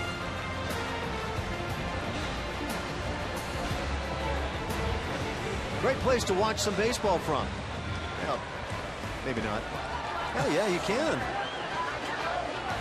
Goodness. I think I can see Pat Tabler there. That is a long way up there. I'm not sure I could even look through that glass downward like that to look at the ball game. I've stepped on that before. I've stood on that and was very weak-kneed. Brett Laurie, 1 for 2, stands in. That double driving in a run in the 3rd inning, his 26th RBI. Rajay Davis certainly a threat to run. Worley's tough to run on. Base stealers have been caught 4 out of 6 times while he was on the mound. He's very quick towards home plate, and he's got a very good receiver. Davis going on the pitch as it's grounded foul. Rajay Davis on the flip side has stolen 14 in 17 tries. And Rajay is just one of those guys who is looking for a chance to run anytime he's on base. Yeah, he's not going to stick around at first base very long. Carlos Ruiz, one of the better throwing catchers, I think, in all of baseball. You mentioned it earlier, 38%. He throws out base runners. That time it looked like a hit and run was on. I think when you talk around maybe all of Major League Baseball, but certainly the National League, and talk about top catchers all around, you probably talk Yadier Molina, #1. But this guy's name has certainly entered that conversation. Pitchers love throwing to Carlos Ruiz, how he frames the ball, how quiet he is behind the plate. Calls a good game. And that swing of the bat just tremendously. Yeah, over 360. Rajay Davis certainly has the attention of Vance Worley.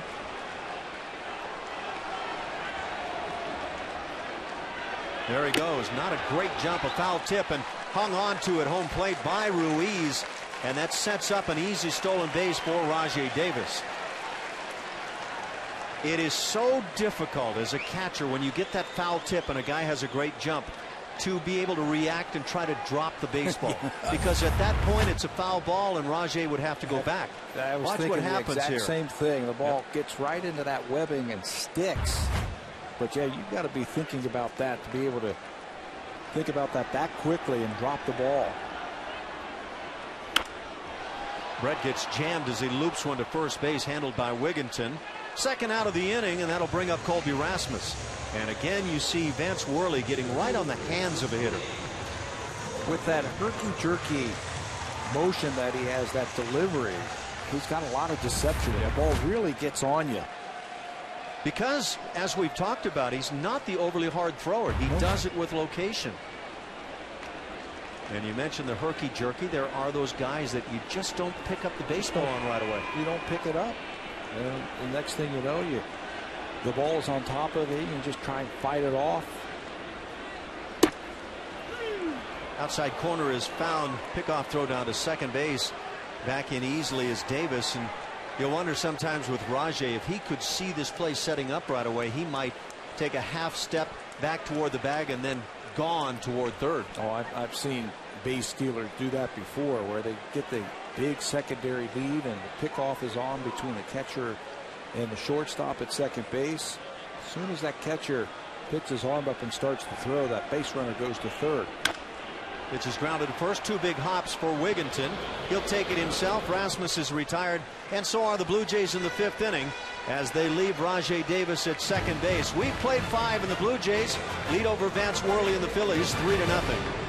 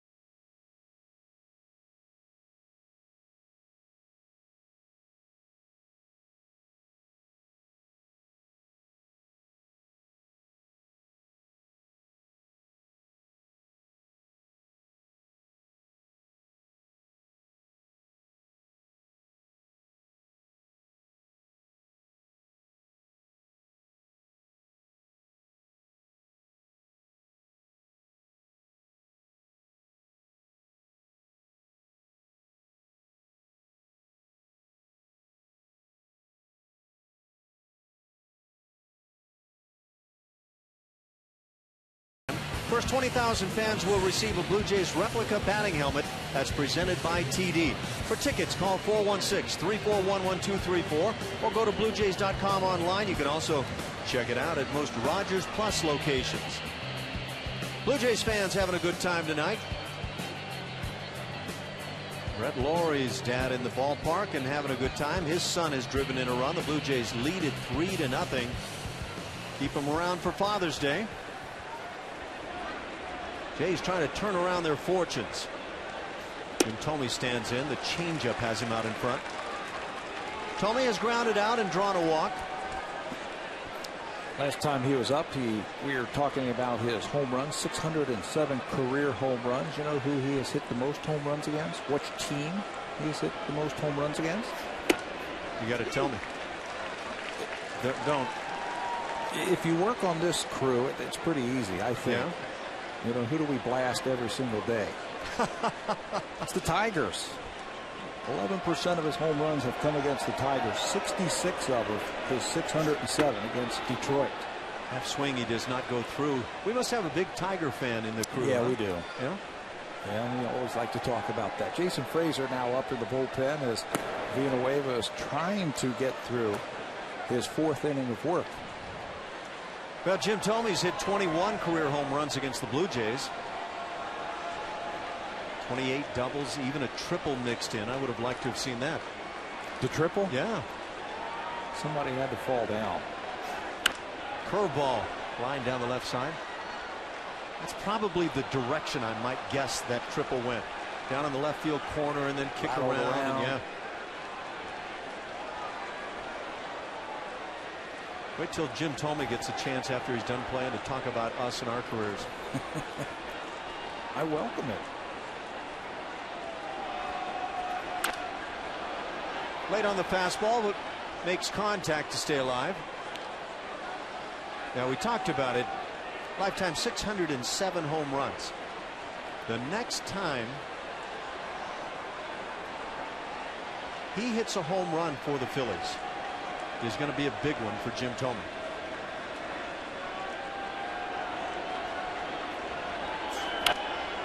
Off speed as he fouls it off. He will enter some company of being a guy who hits 100 home runs for 3 different organizations, and pretty select company. I believe there's only 3 others that have done it in the history of the game. Yeah, it's only been done 3 other times in Major League Baseball where a player has hit at least 100 home runs for 3 different organizations. Reggie Jackson did it with 3 different teams, and A-Rod. Nice. Strike 3 called as Thome's down on strikes. That's 4 strikeouts now for Blue Jays pitching. And out number 1 here in the 6th inning. What about the quick pitch by Villanueva? Doesn't pick up that front leg. It's a quick pitch. You can do that when there's nobody on base. And then it catches Jim Thome a little bit by surprise. Watch it again. Takes a big deep breath, thinks he's going to go quickly or take his time. He goes quickly and freezes Thome. Spots it well too at the bottom of the knees. With 1 out, it brings up Shane Victorino. Center fielder is 0 for 2 on the night. Finish that thought. Who is the other player? Well, let's see. Reggie Jackson, Alex Rodriguez, and the final one, Darrell Evans. Darrell Evans, yes. They hit 100 home runs for 3 different organizations. Half swing looked like it went through. Yes, it did go through in the estimation of third base umpire Laz Diaz. Darrell Evans did it with the Atlanta Braves, the Detroit Tigers. I'm trying to think who that third organization would be. The San Francisco Giants. That's right. You had to play against him. I certainly did. Yeah. Stood right up on home plate. He was not in that 600 home run category like Jim Thome.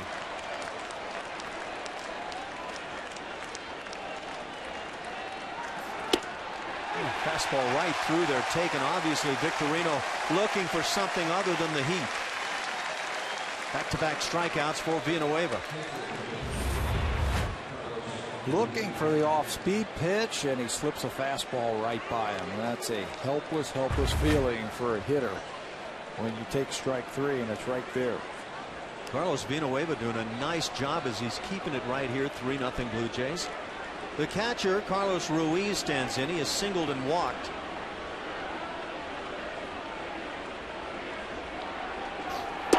Good curveball to start him. See, as he's getting into his 4th inning, how he's starting to get the feel out on the mound and the feel of the curveball and the changeup. So yeah, you talked about it, and you start to gain that feel on those off-speed pitches. Got a tough job when you are the long man out of the bullpen. You could go a week or so without pitching. And when you're the type of pitcher that Carlos is, you need that regular work to keep all your pitches sharp. Carlos Villanueva has done some shaving on the ERA of late. He's got it down around the 3.5 mark. Doing a nice job out of the bullpen. Another good curveball. 1-2 the count.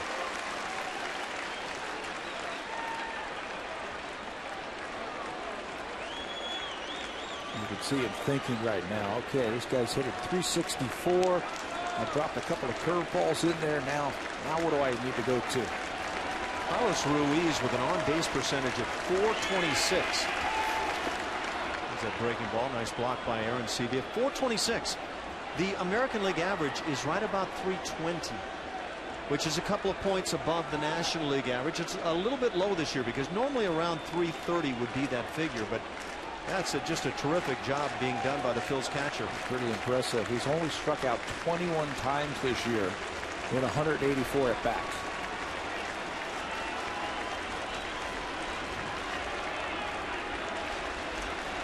Two and two the count. For a ball tap foul at the plate. Yeah, he's thrown that pitch for strikes. Had trouble in his first inning. He walked the batter and gave up a double, and then he walked another batter. But since then, he's been sharp. 4 strikeouts and just 1 hit since that 3rd inning. What do you think of the Phillies' chances to get back in that National League East this year? We just saw the Washington Nationals. They're young and they're good. Yeah, the Nationals and the Braves are pretty good. Got him swinging. So Carlos Villanueva strikes out the side in the 6th inning. Very impressively done, as he probably has just pitched his final inning of work. He gets Tomey, and then it's Victorino, followed by the catcher Ruiz. The Blue Jays maintain a 3-0 lead.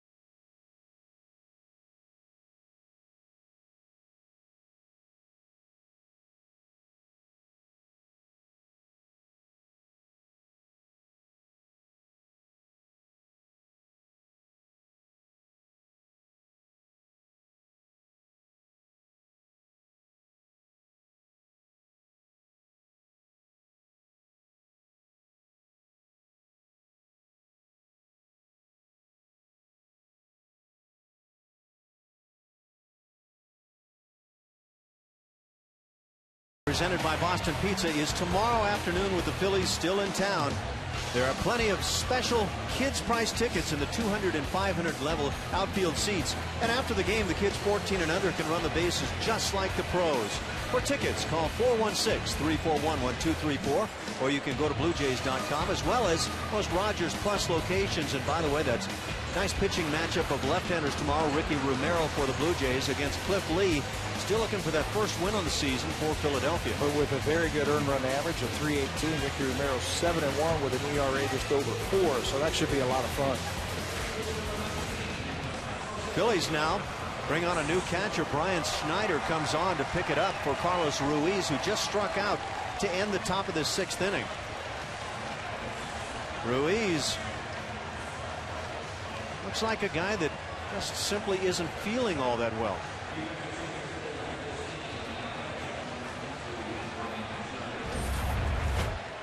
Did it have anything to do with this slide into second base as he was doubled up? And maybe a little grabbing of the left handed. Yeah, you can see him walking off right there, pulling on that left hamstring. Jose Bautista leads it off. You get to hear it wasn't right on the sweet spot of the bat as he flies to center field. 1 pitch, 1 out for Vance Worley here in the 6th inning. Bautista had reached twice. He had walked and then singled and scored a run. Worley has pitched well. He's allowed just 1 earned run on the night. The pair that came in the 4th inning unearned against Worley. This is where he has been all season long. He's allowed just 1 earned run or fewer in 5 of his 9 starts this year. So he has pitched good ball. But his record doesn't indicate that. Cleanup man Edwin Encarnacion.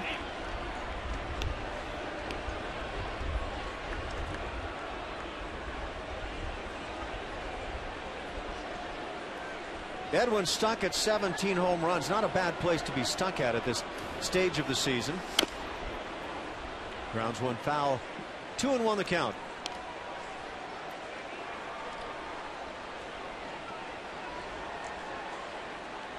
Picked up some big RBIs this year for the Blue Jays, hitting almost 300 with runners in scoring position.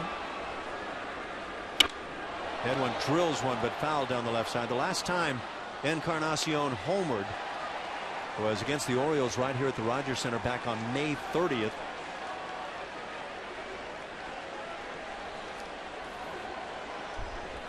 .44 huge RBIs for Edwin.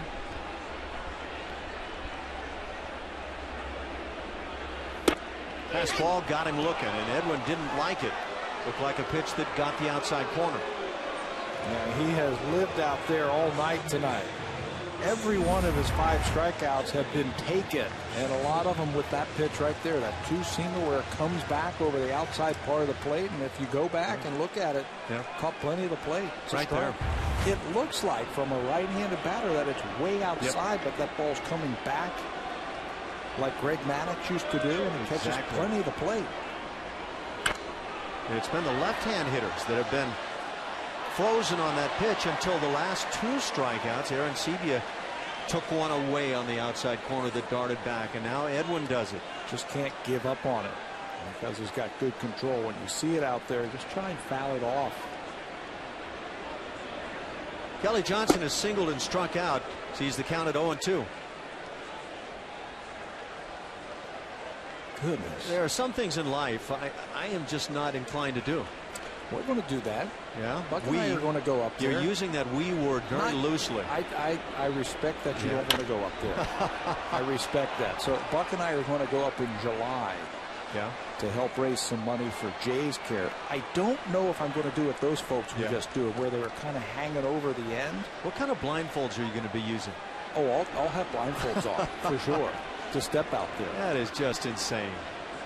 I could see kind of like walking around out there. That's no problem. I could do that.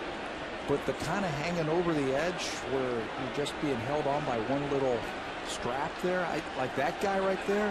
There's no way I'm doing that. There's no strap on earth that was built for me for that one. Little tapper past the mound. Jimmy Rollins tries to barehand, but no play on Kelly Jansen. Kelly legs it out. And now an update to Jamie Campbell.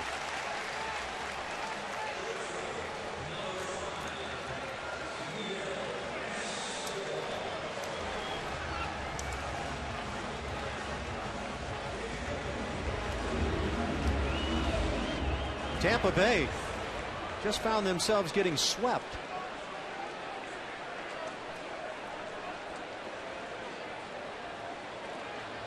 The Mets.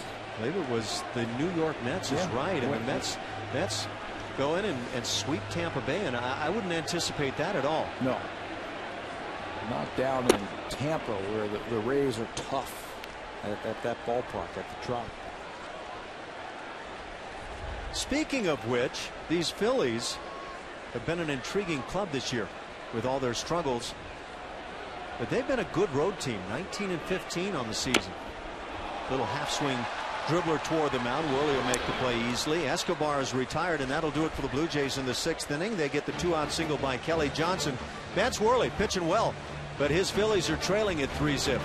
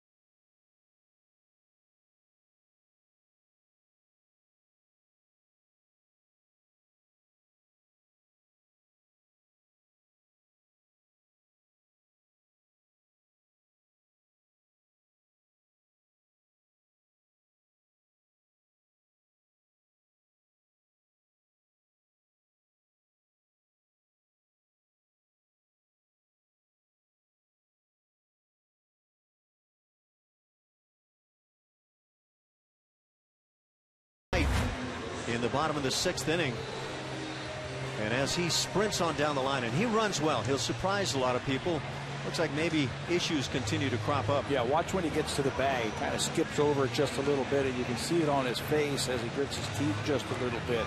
Came out and was running very smoothly. He has had some hamstring problems this year, and he was telling me earlier that once I get going, I'm fine. It's stopping and starting, especially on the turf where I really start to feel it in the back of my knee. So we'll watch that and monitor that tonight. Jason Frazier now will come in for the Blue Jays to become the 3rd reliever and 4th pitcher for the Blue Jays tonight. Frazier in 27 games this year, 0-1 with 397 earned run average.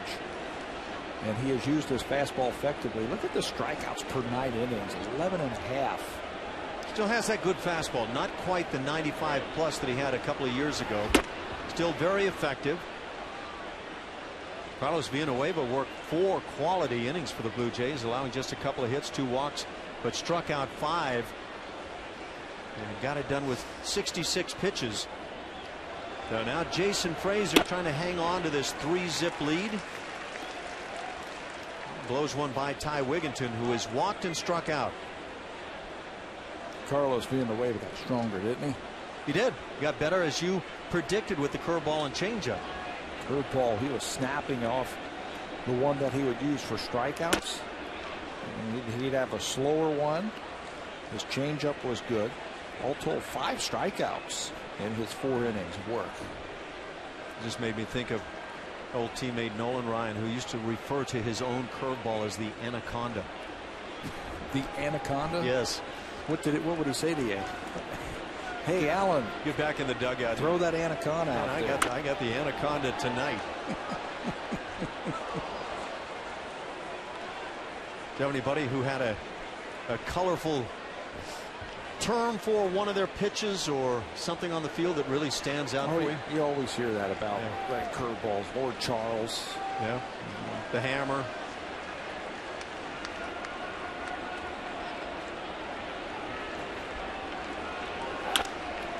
Fly ball to center field. Going to push Rasmus back. He's got room. And out number 1.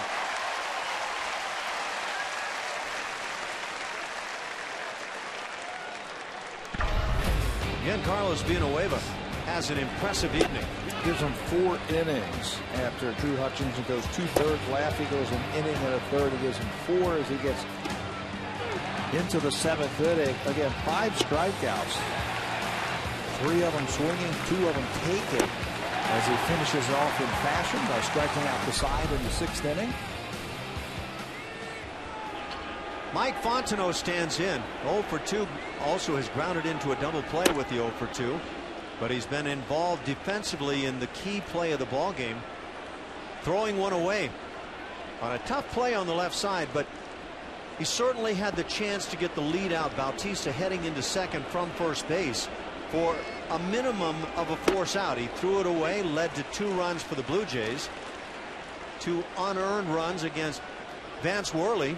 Jose Bautista's been a big part of things, as almost always is the case.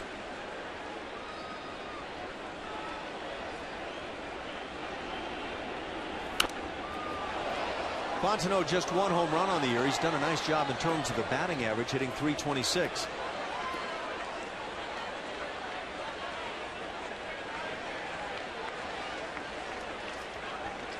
But a lot of people think you can just move an infielder to third base and have things work out well.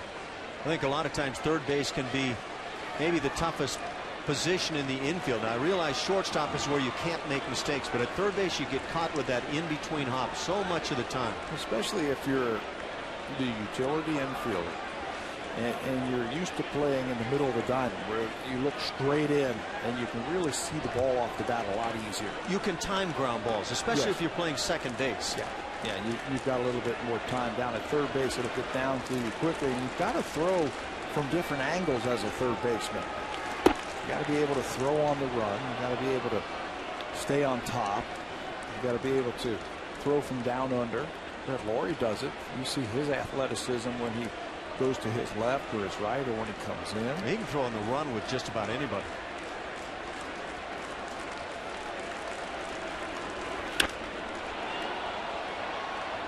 I'm sure there's some quarterbacks who figure I can throw better on the run, but I don't know. I'd give Brett Laurie a shot at just about anything. And when you throw on the run, you've got to be able to know that your ball's going to move. It's not going to be straight. So you've got to place that ball perfectly and have it curve right into the first baseman. Just 8 hits in the ball game, 5 picked up by the Blue Jays, 3 for the Phillies. Perfectly placed by Frazier as he gets a second out here in the 7th. 7 strikeouts now for Toronto pitching.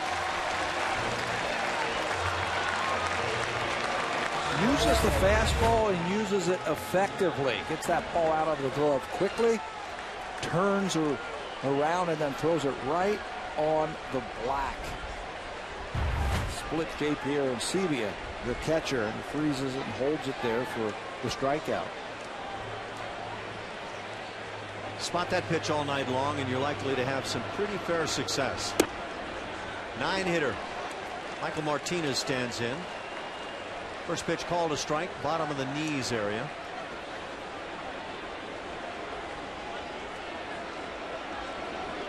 Frazier always from the stretch. His wife Laura is outside the ballpark and taking care of business with the food drive. She's the best. Yeah. You know, she's headed that for the Lady Jays for the last couple of years. We've had her on this show. Yeah. Promoting the food drive. Yeah, the ladies really do a great job. And is it Laura heading it up this year? I believe it may be. I think so. She was on the network a couple of weeks ago promoting it. Come on out and meet them all. That food drive going on not only tonight but tomorrow, Saturday, and Sunday as well.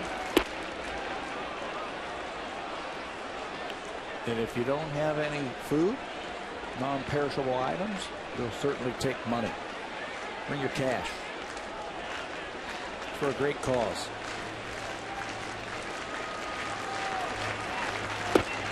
Frazier just missing away. Yeah, you get one of those mystery bags if you bring $25 or more to donate. So a lot of good reasons. Just helping people out. 3-2 pitch. Reaching out and spoiling is Martinez. He will stay outside and paint that outside corner on you. I think if he threw one inside right now, he might freeze him and lock that hitter up because he has seen so many pitches away. The last 4 strikeouts of Phillies hitters now all looking. 3 of those picked up by Villanueva as he struck out the side in the 6th inning. There's the inside edge, and that one just hooks foul and out of the reach of Cooper. Just a little bit too up. And I think that's why J. Pierre and Sebia is going to go out there and talk to Jansen. Not a bad idea. But just a little bit too up where the batter can just use his hands and get to it. Pretty quick bat. That ball's down. He takes it.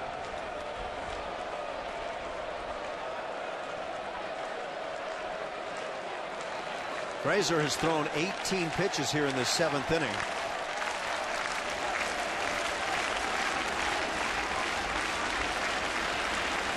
Number 19 is ball 4. So a 2-out walk to Martinez. And now back to the top with Jimmy Rollins.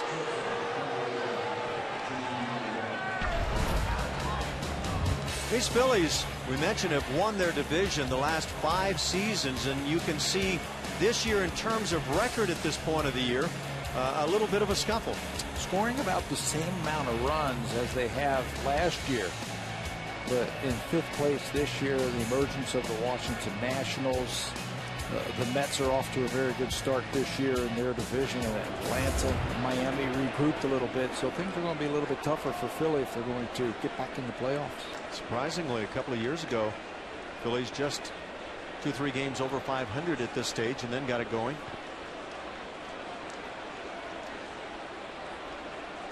Jimmy Rollins 1 for 3 with a double. That came in the 5th inning. His 13th on the season. And now Frazier having a tough time finding the strike zone.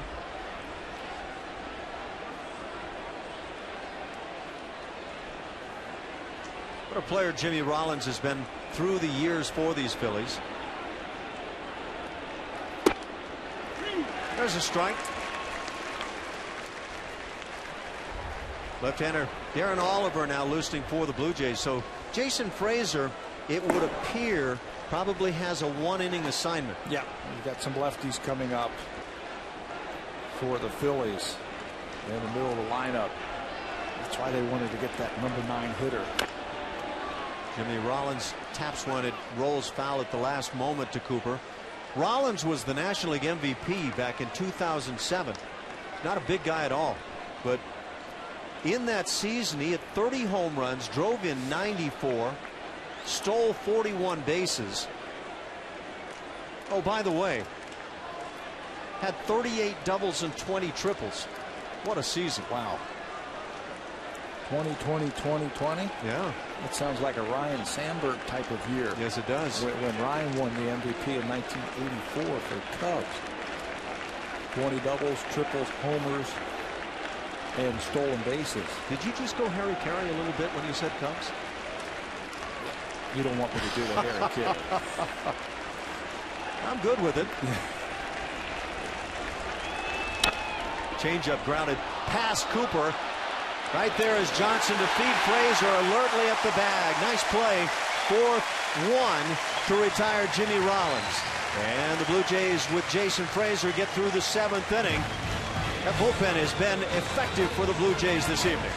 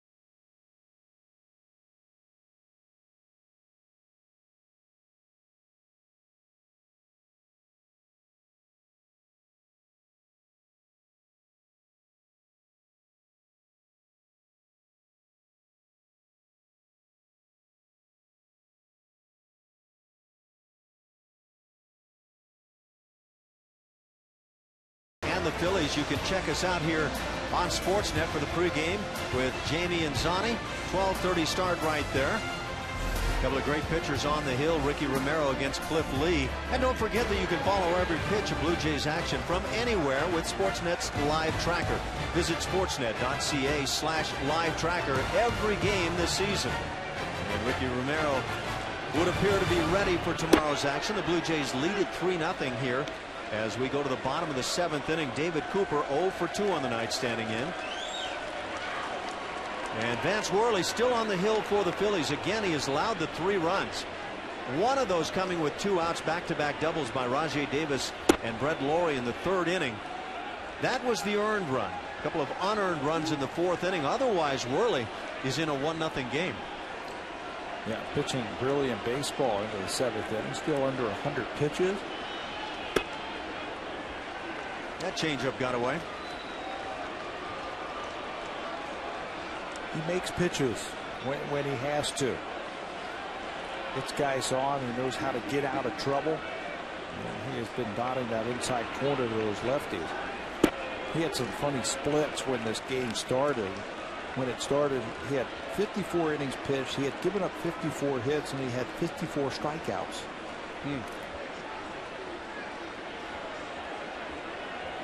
Big deep breath for Worley. The 3-0. Oh, that's interesting.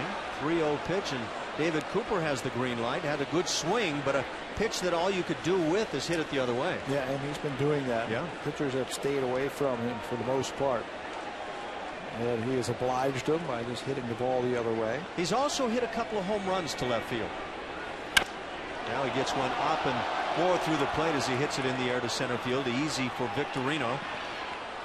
One out here in the 7th. Time now for the farm report from Las Vegas, and those are some names I think we're starting to grow accustomed to. Yeah, we have talked about Anthony Gose, who now leads the Pacific Coast League in stolen bases with 24. Danny Echeverria, 89 hits, which is 3rd in the PCL, and Travis d'Arnaud. Look at that OPS of 1.016. d'Arnaud has recorded a hit in 25 of his last 27 games. He's hitting .435 over that span with 12 home runs and 33 RBIs. So some options for the Blue Jays if it comes to that. Aaron Sevilla 0 for 2 on the night. You wonder how much a manager like John Farrell, he's already got a young club, how much does he allow himself to think about maybe some of those young players playing in the minor league level and playing well? If it fits, if there is a spot for them, and right now there is not a spot for it. Aaron Sevilla is the everyday catcher. You know, Escobar the everyday shortstop, and Colby Rasmus the everyday center fielder. So there's just not a spot for them. So they'll get their seasoning down in AAA until they are ready. Aaron Sevilla fouls one off the first base side. Or unless there's an opening at the big league level. Who of the 3 players just mentioned at Las Vegas do you think might be closest to that phone call?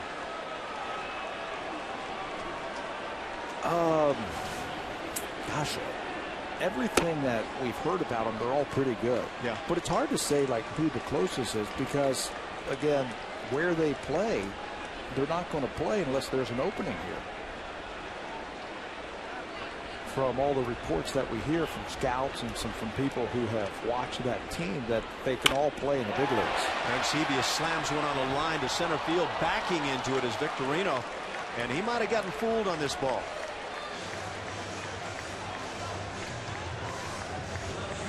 Couple of arms up for the Phillies. Swimmer the right-hander, Diekman the left-hander, getting it loose. It has been Vance Worley the entire way for Philadelphia.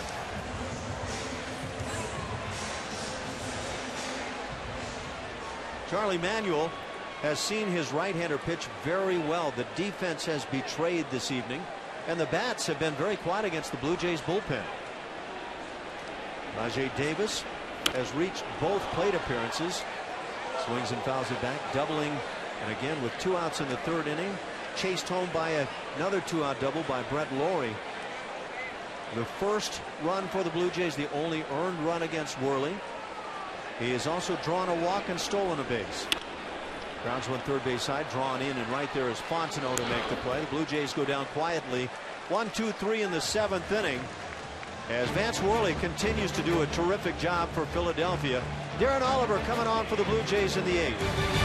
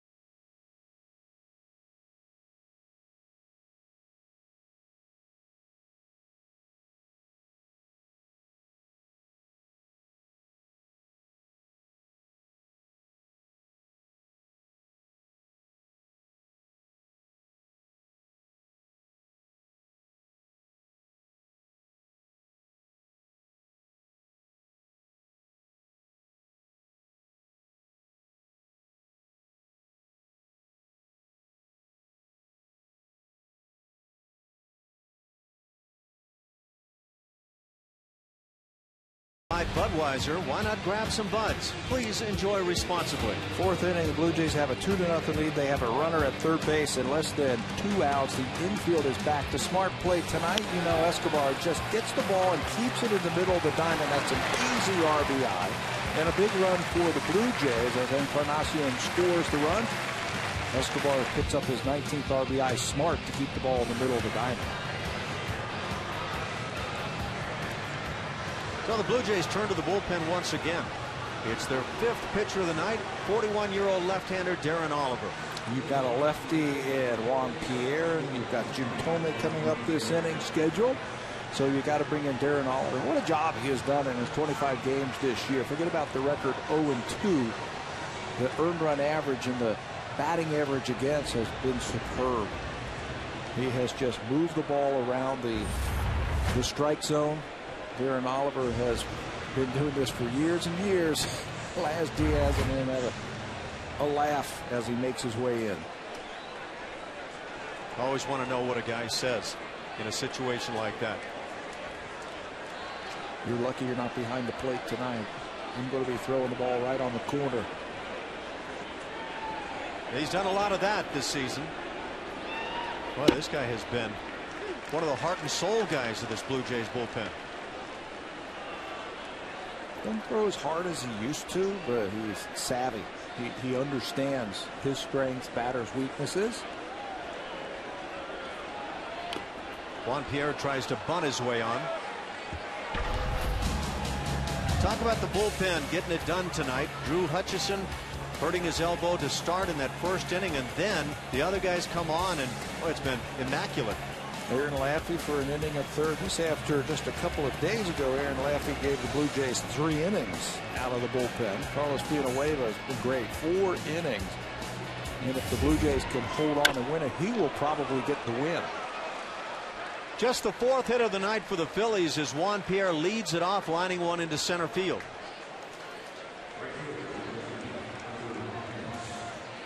Oh, 2 pitch from Darren Oliver. Let's see where he wanted it and where it ended up. He wanted it down and away, and it ended it up in the middle. And the reaction, he's like, I can't be doing that. 0-2. Hunter Pence stands in. Home run leader for the Phillies takes a strike. Juan Pierre loves to run, but down 3 runs here in the 8th inning, it would seem to be less likely. Although, anytime you can run successfully, you keep your team out of that double play possibility. And Hunter Pence has grounded into the most double plays on this Philadelphia Philly team. He's grounded into 9 double plays this year. Line shot at Kelly Jansen. Will he get 2? Not in time. David Cooper alertly back to the bag quickly, but Juan Pierre was alert and getting back as well. This ball scalded, but right at KJ. Paul Schreiber, the umpire, over there at first base in perfect position. Watch the rotation of the umpire as the ball is caught, and he gets right down in there. Cooper goes to the outside to give a lane for Kelly Jansen to throw, but you can see from that replay he was safe. Again, a nice reaction by Juan Pierre. Jim Thome now stands in.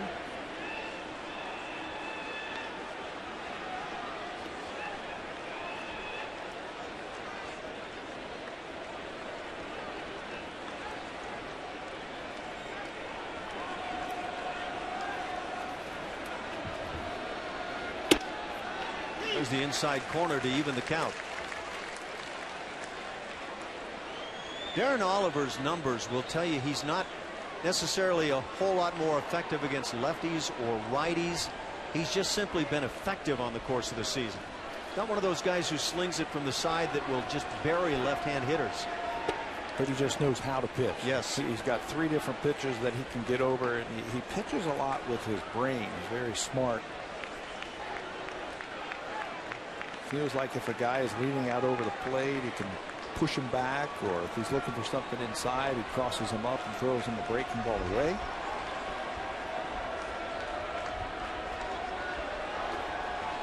It's that sweeping slider that would figure to be about as effective a pitch as Oliver can bring on the left-hand hitters. There are the numbers for Oliver this year. 209 by the lefties, just 182 the right-handers, giving up just one home run this year.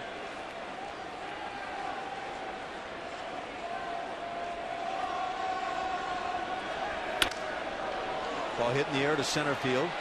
Rasmus toward left center, makes the play. Second out in the inning. And now 5-hitter Shane Victorino comes to the plate.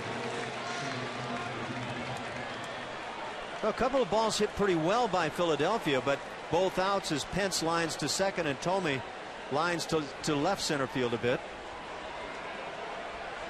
Victorino 0 for 3 on his night. And there are some Philadelphia Phillies who have faced Darren Oliver from his time in the National League. Victorino has faced Darren Oliver 5 times. Got a couple of hits, one of them being a home run. Runner goes, pitches down and away. Throw is just late as getting in with the stolen base is Juan Pierre. And now John Farrell apparently disagrees with that call down at second base. Lance Barrett. Aaron Sebia put it right on the money, enabling Kelly Jansen to go down with that tag right away. That's something that we have seen from J.P. Sebia this year, to be a little bit quicker. He doesn't come up off of his legs, just throws from his knees. That time the ball bounced and it was right into the glove. We'll see from the replay. Again, there's Aaron Sebia keeping it low. The replay, it's where Kelly Jansen tags him. It looks like it tags him on the elbow. Yeah, that's a tough one to call. Yep. If he could have got it down a little bit closer to the wrists, I think he would have got him. But because he tagged him up by the elbow, which he had to, I mean, it's a bang-bang play. You catch it, you try and get the bat or the glove down as quickly as possible down into the dirt. But it's bang-bang, and nothing you can do about that. When you tag him on the elbow, the hand gets in. Kelly Johnson's really good in terms of getting that tag down on the ground. And right here, you take the throw, which was a good one when you consider in the hop and everything, and put the tag down, and it's pretty much you call it. See more umpires starting to call that play safe now, where in the past, as they trail the play, a lot of times we've seen out calls where runners actually would get in by a fair margin. Well, they get blocked off. Yeah. And they wouldn't be able to see where the tag would be. Which is why I've always kind of felt like an umpire on that stolen base chance would be in a better position back behind second base, maybe than on the infield side. A ball and 2 strikes. Pitch up and in, and gets a piece of the hand of Shane Victorino.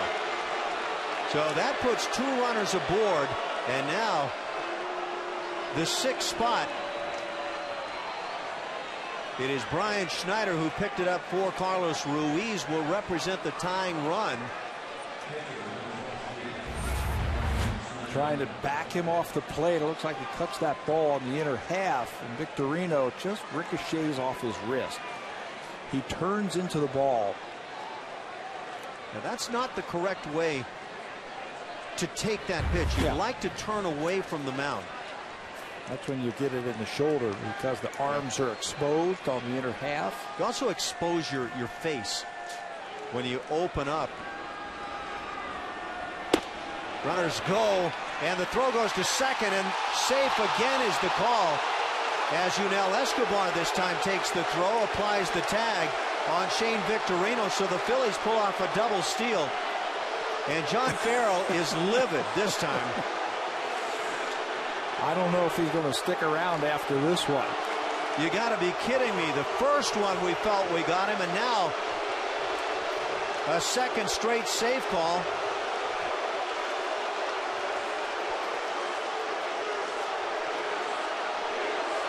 When Escobar took this throw standing up, it looked like there was a margin of chance to apply the tag in time. Let's see. Yeah, he had to reach for it. Escobar just a little bit. It's where you want to see that tag slapped down as quick as possible and hard. And did he do so?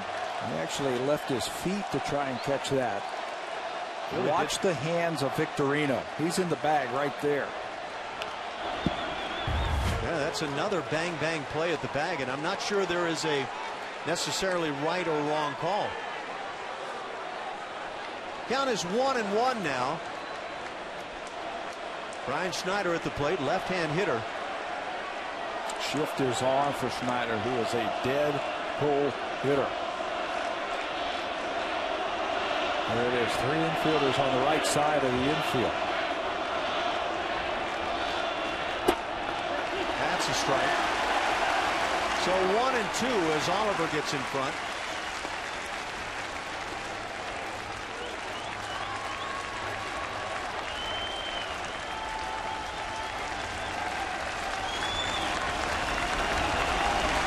It's a big pitch now for Darren Oliver. Trying to maintain this 3-0 lead. Breaking ball got him looking. So Oliver gets the huge strikeout of Schneider, and that'll do it for the Phillies in the 8th inning. They get a couple of runners aboard and steal 3 bags in the frame. And now it's time for a Blue Jays Central update. Here's Jamie Campbell and Greg Zahn in the Blackberry broadcast studio.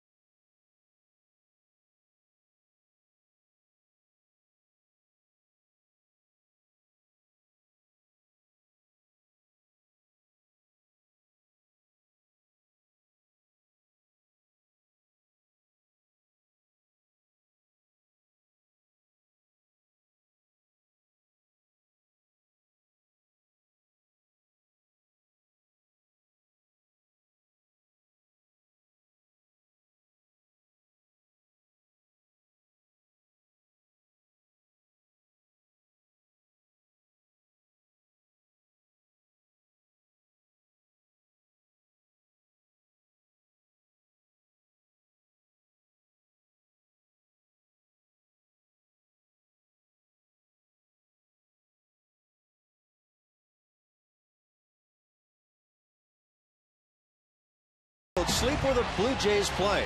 Saturday, July 14th, the Blue Jays will be hosting the Cleveland Indians at 1:07 game time. Your $100 event ticket includes a 100 level outfield ticket to the game. You can check for more information or pick up your tickets by visiting bluejays.com/campout. And come have a great time at the Rogers Center. This is Michael Schwimmer. Will pick up after Vance Worley departs. He's big, 6'8", 240 pounds. He was the 30th best prospect in the Phillies organization this year after being drafted in 2008 in the 14th round. But here he is in the big leagues. 0-1 with a .556 earned run average. Right-handers hitting just .185 against him. He's got a split that he uses as a changeup. He creates a good downhill plane on his pitches with that body, the size of that frame. Nice crowd on hand here at the Rogers Center as the Blue Jays and Phillies open up the 3-game set. 28,266 on hand. Top of the order for the Blue Jays. Red Laurie 1 for 3, a key double in the 3rd inning. Picked up his 26th RBI and plating Rajay Davis. Both of those doubles coming with 2 outs.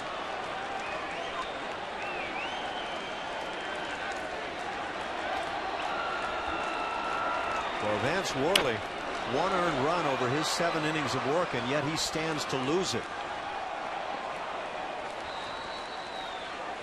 0-2 the count on Laurie. With the 1 for 3 night, Brett hitting .280 on the season. Laurie will be followed by Rasmus and Bautista. The breaking ball bends outside. Drew Hutcherson, Aaron Laffey, Carlos Villanueva, Jason Fraser, and Darren Oliver have all pitched for the Blue Jays this evening. I'm sure they wouldn't mind to pick up another run right here. Got to get that first guy on. Got the right guys coming up for the Blue Jays. They've got some speed, so they can manufacture runs if they have to. Laurie drills one at the gap in left center field. Nobody's going to get there. One hop up against the wall. Laurie into second base, and he'll stop there. A leadoff double. Well, you won't have to manufacture it now. You can just play situational baseball. Brett Laurie with his second double of the evening, and that's a good sign. Turning on an inside fastball right there from Schwimmer and driving it. Staying behind that baseball and getting it into the gaps for extra bases. And 9th double on the season for Laurie, so he's starting to pick it up in that regard. And now a couple of options from Colby Rasmus. He can bunt the ball. We've seen him bunt the ball towards third base to get that runner to third, or we can just let him swing away and just let him pull the ball.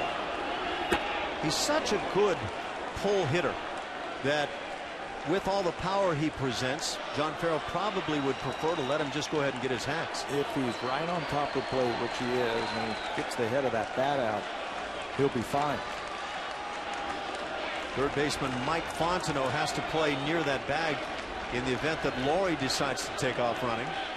But if he doesn't feel comfortable, they could give him the option. But right now, in the hole 0-2, he's going to go ahead and battle.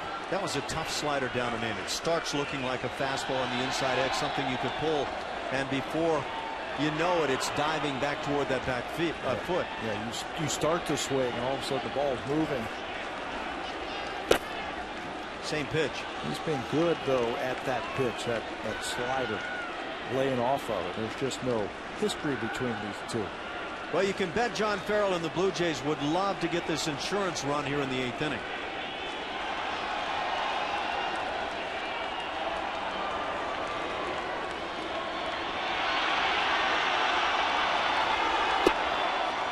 Just outside from Schwimmer. Blue Jays trying to get back to 500. You got to get back there before you can start to go the other direction. Yeah, just concentrate on the job at hand, that day's game.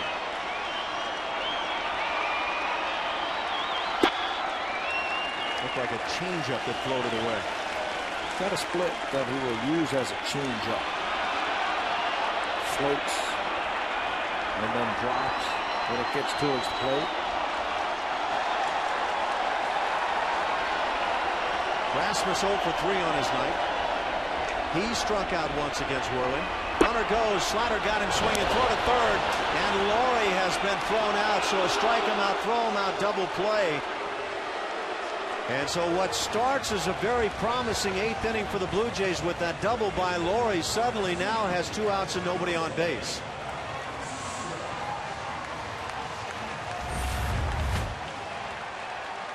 Perfect throw by Schneider, but Brett Laurie just didn't have the jump necessary on this play with the left-hand batter at the plate. The jump or the lead at second base, the size of the lead.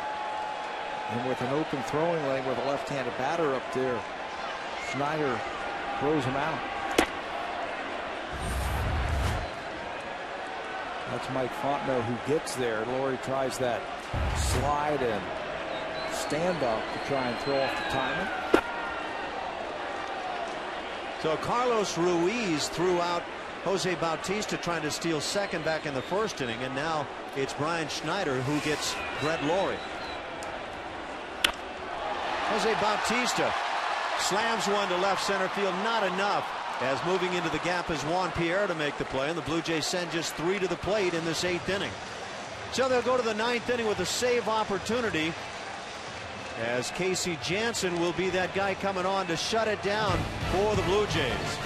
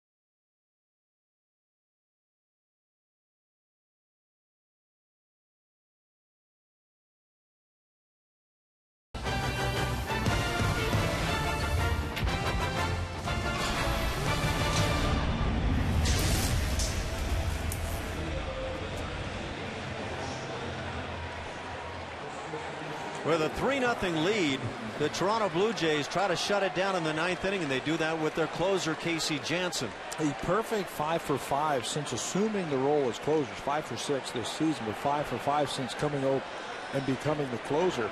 But hasn't had a save since May the 30th. That was when he saved Brandon Morrow's 6th win of the season against the Baltimore Orioles. He just hasn't had the opportunities for saves. When you look around bullpens around Major League Baseball and that save category, the Blue Jays are second to last among the 30 Major League teams. Just 9 saves for the Blue Jays. The Cubs are dead last with 8, and that might be a logical pick as Jansen sees the count go to 2-1. The San Francisco Giants have the most around the major leagues, 24. The Blue Jays well behind in what a lot of people think is a big category. Just 9 saves, which is 14th in the American League, and 8 blown saves. So you have to have the opportunities, first of all. Here's a pop fly to right field. Bautista makes the catch for the first big out in the 9th inning. Fred Laurie just having another one of those nights, tearing up the uniform. He is a Clubbies, well, maybe not his favorite player, but certainly provides plenty of work for the Clubbies. How many pairs of baseball pants do you think he has ripped up in his career from Little League till now? Hundreds? I'm not sure he could give you a figure anywhere close. Keep the needle and thread handy. Plays the game hard.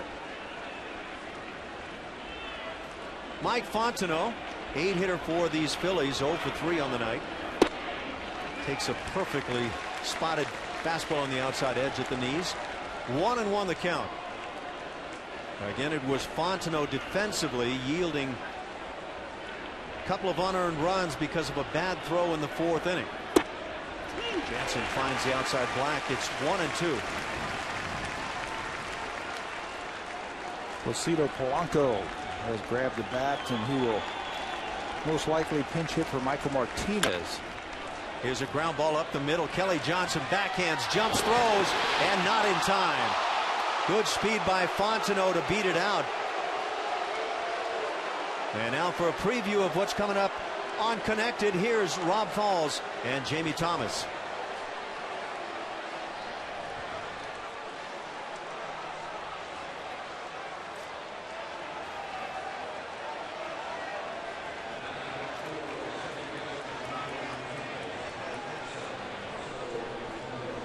That is a little bit of a big golf tournament going on. Mike Fontenot with 1 out comes up with a key infield hit to try to start something.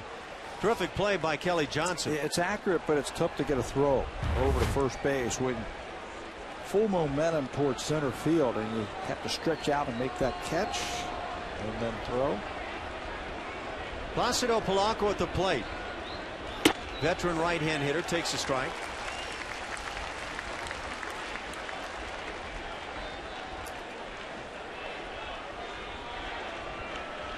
Talk about guys that have been good ones for the Phillies for years. Polanco would certainly be in that conversation.